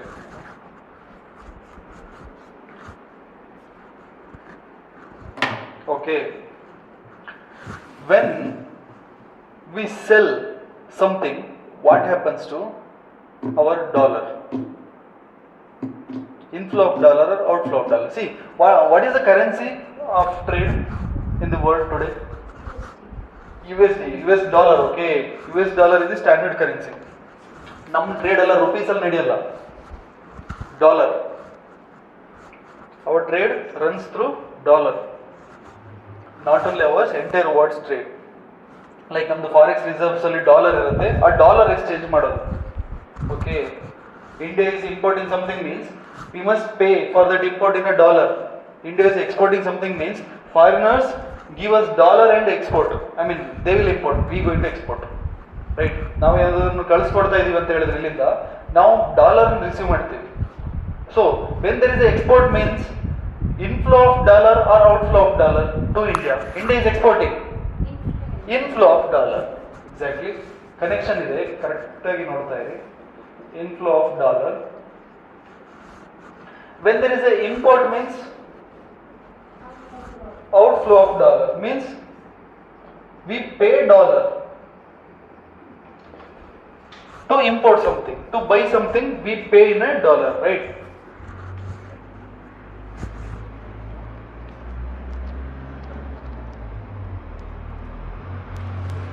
Our trade is deficit trade or surplus trade. Our trade is deficit or surplus. Surplus ಇದೆಯಾ, deficit ಇದೆ ನಮ್ಮ trade ಅಲ್ಲಿ. Means ನಾವು ಜಾಸ್ತಿ import ಮಾಡ್ತೀವ, ಜಾಸ್ತಿ export ಮಾಡ್ತೀವಿ. Comparatively import ಮಾಡೋಕ್ಕಿಂತ ಜಾಸ್ತಿ ಎಕ್ಸ್ಪೋರ್ಟ್ ಮಾಡ್ತೀವ, ಅಥವಾ ಎಕ್ಸ್ಪೋರ್ಟ್ ಮಾಡೋಕ್ಕಿಂತ ಜಾಸ್ತಿ ಇಂಪೋರ್ಟ್ ಮಾಡ್ತೀವ? We import less or more. We import more over our export. Means our trade is deficit trade. India's trade is deficit trade. Deficit DEFECIT. India's trade is deficit trade. Means our export is lesser than our import. Means we import more. When we import more and export less, what happens to our dollar? Outflow of dollar would be more. India today witnessing outflow of dollar, not inflow of dollar. Year on year, India's dollar is outflowing. That's why our Modi ji, he went for export-led growth. When we practice export-led growth, at least our import going to decreases, right? If you aim for export-led growth, at least our import going to decrease. When our import going to decrease, what happens to dollar flow? Dollar flow increases or dollar outflow may become decreases. This is the idea. Connection ಎಲ್ಲ ಅಷ್ಟು story ಬರಿಬೇಕು, ಯಾವುದು ಬುಕ್ಕಲ್ಲೆಲ್ಲ ಸಿಗಲ್ಲ ಇದಲ್ಲ, ಸುಮ್ಮನೆ analysis ಮಾಡಿ ಬರೆಯೋದು. See, when there is a export means there is a outflow of dollar. When there is a outflow of dollar means the reserve, forex reserve dollar ಕಮ್ಮಿ ಆಗ್ತಾ ಇರುತ್ತೆ. When there is a when there is a export means inflow of dollar, means forex reserve dollar add ಆಗ್ತಾ ಹೋಗುತ್ತೆ. When there is a import means outflow of dollar. When there is a import means outflow of dollar. We are importing means we have to pay something. Outflow of dollar means within forex reserve the number of dollar going to decreases. So India is experiencing deficit trade. Deficit trade means outflow of dollar is more than the inflow of dollar. So year on year the dollar number going to decrease. That's why India having a policy of export-led growth. The idea is at least decreasing the import. When import decreases, at least dollar outflow going to decreases.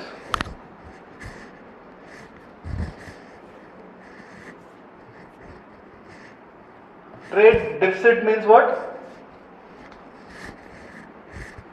Deficit means export is less and import is more. Is this true? Trade deficit.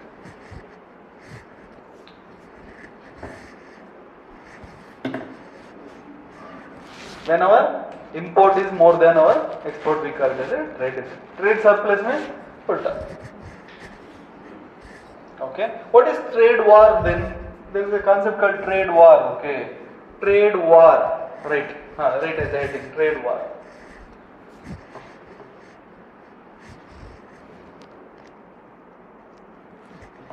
See, this was happened between the US and China, and this is normal procedure. Trade wars. China having a policy of like dumping.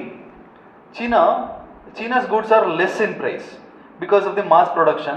China's goods are very less in price. Sometimes quality is also very poor, and because of this poor price or lesser price, it will capture the foreign market also, and that is what happened in USA. In USA, more than the USA domestic products, China's products selling is more. At the one point of time, China's product selling was more. When that was the case, USA government went for sanctions over the China's products import. ಯಾರು business ಮ್ಯಾನ್ಗಳು China's product import ಮಾಡ್ಕೊಳ್ತಿದ್ರಲ್ವಾ, ಅವ್ರ ಮೇಲೆ sanction in the terms of trade barriers like increasing the duty of import or increasing the restrictions over the number of items over the imports. This is different trade barriers, and government of USA they did that, and because of this the China's export over USA got decreases. China's export over USA got decreases to the USA got decreases. When China's export, see, this is a product which is manufactured in China and it going to dump in USA initial days. But because of this, US's domestic market or domestic manufacture going to affect more, because nobody's buying US's domestic market products. What is the reason? In front of China's product, US's domestic market produces become costlier. So I am the normal person. Which products I will prefer? I will prefer cheaper products. Wherever. What is the source of that product? I don't need at all. If the product is sufficient, if the product is good and it is lesser price, I will prefer that product. What may be the source? Ellinda bandru I'm okay. That's why USA people went for China's products. And USA, what USA did? USA started put sanctions in the form of trade barrier, means it started increasing the taxes, means in the form of duty. Import ಮಾಡ್ಕೊಳ್ಳಿಕ್ಕೆ duty ಜಾಸ್ತಿ ಮಾಡಿದ್ರು government, means import become strict. So which country got affected? China got affected. This war is called trade war. So something sanction imposed on China. Because of that sanction, China got hurted. China's business got hurted. When there is a sanction over USA, means China's manufacturing going to decreases. When there is China's manufacturing decreases, revenue for the government got decreases. Revenue for the China's government going to decrease. So China's economy going to hurt because of the US's policy. Because of US's government decision, China's government revenue going to decreases. That's why it is a matter of war. This is called trade war. Means war is a direct physical war iರಲಿಲ್ಲ, sanctions ಹಾಕೋದು, ಆಮೇಲೆ indirect cold war. It's called cold war. Like no war, no peace. Yes, exactly. This is a new for me. No war, no peace. Yeah. Peace ಇಲ್ಲ, war ಆಗ್ತಾ ಇಲ್ಲ. ಇದೊಂಥರ ಬೂದಿ ಮುಚ್ಚಿದ ಕೆಂಡ ಐತೆ. Every day, this is every day news. ಈ ಥರದಲ್ಲ, ಇನ್ಮೇಲೆ ನಿಮಗೆ ಗೊತ್ತಾಗ್ತಾ ಹೋಗುತ್ತೆ. ಓಕೆ, ಬರ್ತಾ ಇರ್ತಿದಲ್ಲ.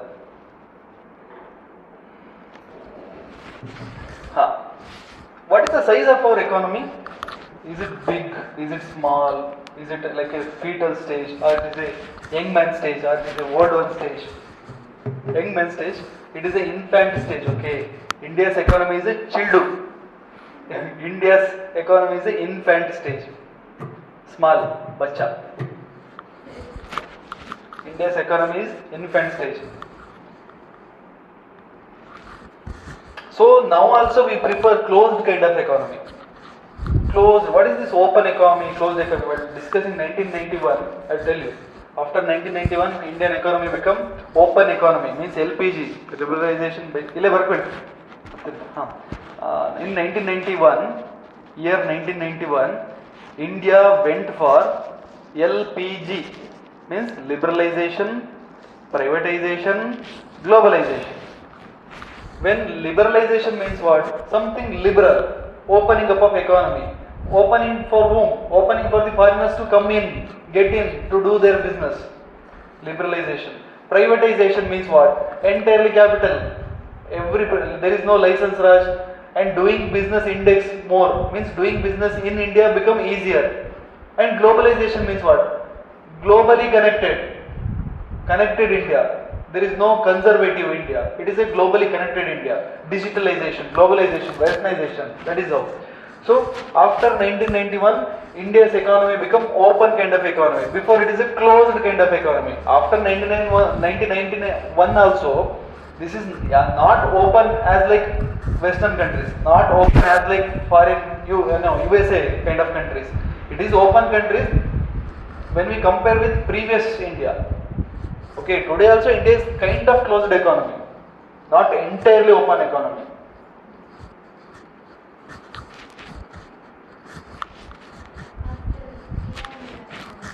After Iran-Iraq war, yes, see there are a number of reasons for 1991. I will come to that. There is a there is a enormous deficit, even budgetary deficit at that time. India don't even have money to run the government. That was the position of India. At that time, India went for World Bank and IMF. At the time, World Bank and IMF, they put condition: if you not open your economy, we will not lend you money. And because of that situation, because of that circumstances, India opened up its economy, and that became positive for India. After that, tertiary sector going to improve. From that day till today, tertiary sector year on year it is growing, but secondary sector and primary sector, that is when see this LPG going to affect on the tertiary sector, means it helped the tertiary sector.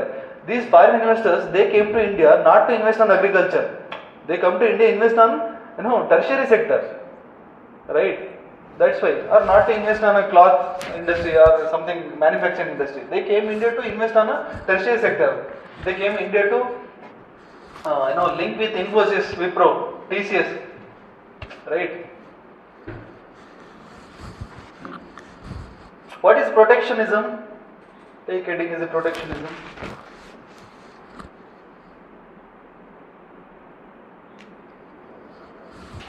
Protectionism. It is a kind of trade word. Protectionism. Trade ಮಾಡುತ್ತಾ ಇದೊಂದು word ಬರುತ್ತೆ protectionism ಅಂತ. C USA they just stop India's mango import by giving reason India's mangoes containing fertilizers and pesticides and insecticides. That is toxic for USA peoples. Like India's mango plantations, Indians in their mango plantations, they used to spread insecticides, pesticides, which was banned in USA. ಅದನ್ನು ತೊಳೆದ್ರೂ ಹೋಗಲ್ಲ, ಅದು ಗಟ್ಟಿಯಾಗಿ ಹಿಡ್ಕೊಂಡಿರುತ್ತೆ, so ನಮಗೆ ಬೇಡ. And this is a kind of protectionism. They are protecting their market by giving so many other reasons. This is protectionism. This is one example. Okay. USA stops India's mango just giving reason of its toxicity. This is a kind of protecting their domestic market by giving other reason.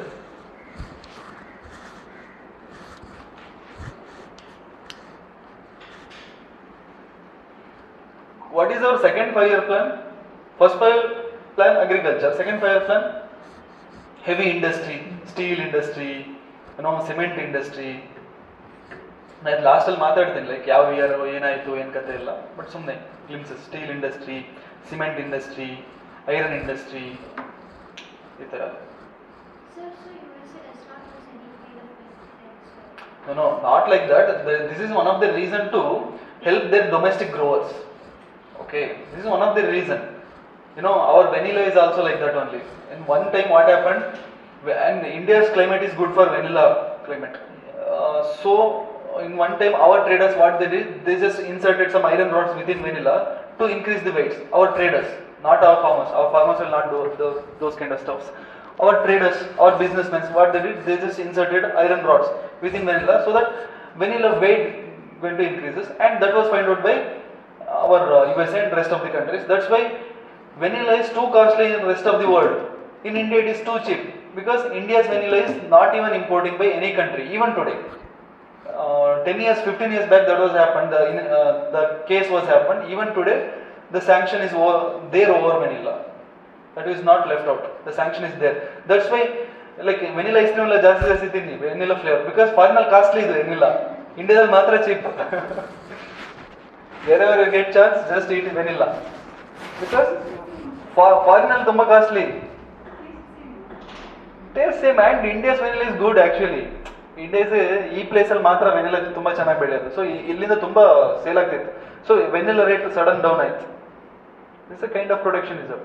Okay, and this areca ಹಾಗೆ ನಾವು import ಅನ್ನ restrict ಮಾಡಿದೀವಿ. Areca even Malaysia, rest of the south eastern countries, Indonesia, Malaysia or Myanmar, Bangladesh, ಅಲ್ಲೆಲ್ಲ south east areca is forest produce. Like ಇಲ್ಲಿ ನಲ್ಲಿಕಾಯಿ, ಗಮಟೆಕಾಯಿ ಇದೆಲ್ಲ ಸಿಗುತ್ತಲ್ವ, ಈ ತರ ಫಾರೆಸ್ಟ್ ಪ್ರೊಡ್ಯೂಸ್ ಆಕ್ಚುಲಿ ಅರೇಕಾ. ನಮ್ಮ ಅಡಿಕೆ ಅಲ್ಲಿ forest produce, so enormous amount ಅಲ್ಲಿ ಸಿಗುತ್ತೆ ಅವರಿಗೆ. ಓಕೆ, ಸಿ ಅಲ್ಲಿಂದ ಇಂಪೋರ್ಟ್ ಮಾಡಿದ್ರೆ ನಮಗೆ ಅಡಿಕೆ ಇಷ್ಟು ರೇಟ್ ಇರಲ್ಲ, ಅದಕ್ಕೆ ಇಂಪೋರ್ಟ್ ರೆಸ್ಟ್ರಿಕ್ಷನ್ಸ್ ಮಾಡಿದ್ದಾರೆ. ಆ ಇಂಪೋರ್ಟ್ ರೆಸ್ಟ್ರಿಕ್ಷನ್ ಲಿಫ್ಟ್ ಮಾಡಿದ್ರೆ ನಮ್ಮ domestic growers gone. To help our domestic growers we are restricting the imports. That is a kind of sanction. That is a kind of protectionism. These are the example for protectionism. US like that. Practical reason ಬೇರೆ ಇರುತ್ತೆ, theoretical reason ಬೇರೆ ಇರುತ್ತೆ. Theoretical reason is like toxicity, ಅದು ಇದು ಹಾಳು ಮಾಡು. What is the practical reason? To help their domestic products. Otherwise, the areca growing population, they will not vote for the today's government if they left barrier. This is the reason.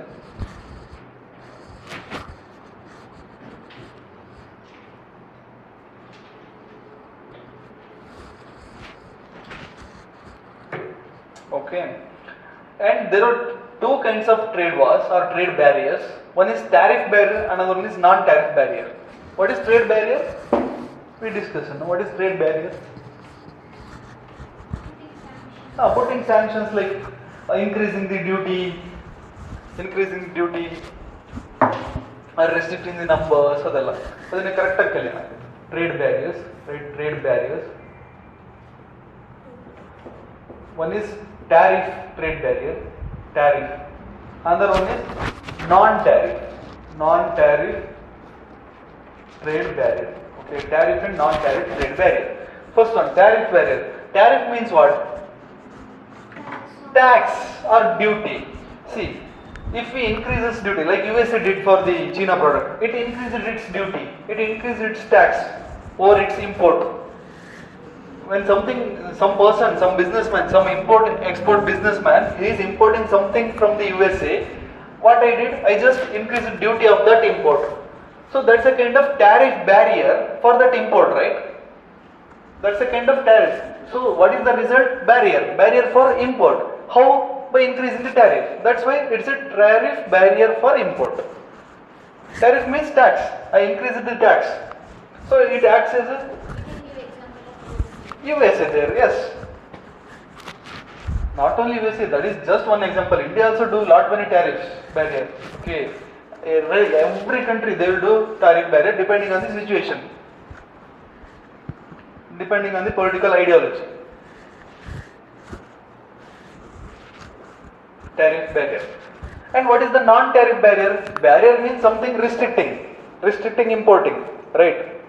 How non-tariff means? Non-tariff means non other than tax, other than duty. How? Like sanction, like giving health as a, or giving protectionism, like giving health as a reason, or toxicity as a reason.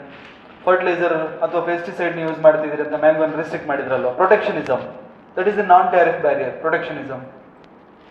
And another non-tariff barrier, like restricting the numbers. Today we need 10 crore iPhones. Assume India having demand of 10 crore iPhones, but iPhones is not manufacturing. Consider iPhones is not manufacturing in India. That is importing from USA or importing from rest of the countries. Our government what it thought that, see, if we made iPhone cheaper, then everybody going to buy.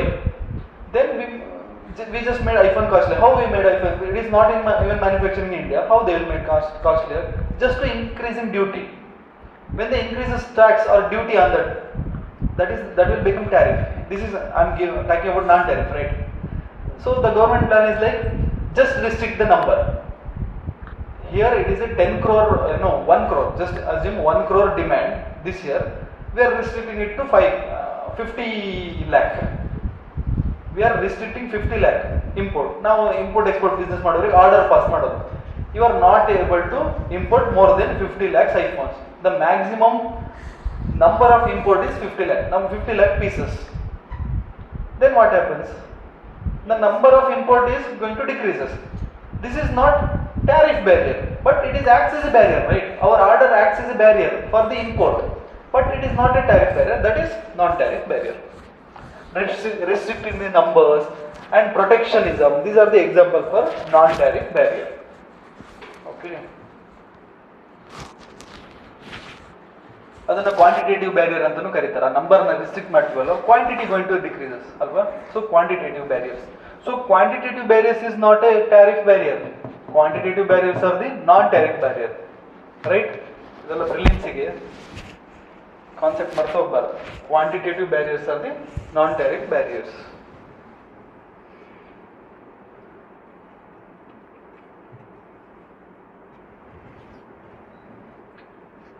Time ಆಯ್ತಾ? ಹೋಗ್ಬೇಕಾ? Okay, let us do in our next class economy. Economy geography ಥರ bore ಆಗಲ್ಲ. ಇವತ್ತು ನನಗೆ ಸುಸ್ತಾಗಿದೆ, ಅದಕ್ಕೆ ನಾನು ಜಾಸ್ತಿ ಮಾತಾಡ್ತಾ ಇಲ್ಲ. ಎಕಾನಮಿ ತುಂಬ ಮಾತಾಡೋಕ್ಕಿರುತ್ತೆ. ನೆಕ್ಸ್ಟ್ ಕ್ಲಾಸಲ್ಲಿ ಫ್ರೆಶ್ ಆಗಿ ಬರೋಣ, ಸಖತ್ ಮಾತಾಡೋಣ ಎಕಾನಮಿಲಿ. Economy like politics, wonderful subject, not a boring like geography. Okay, thank you so much.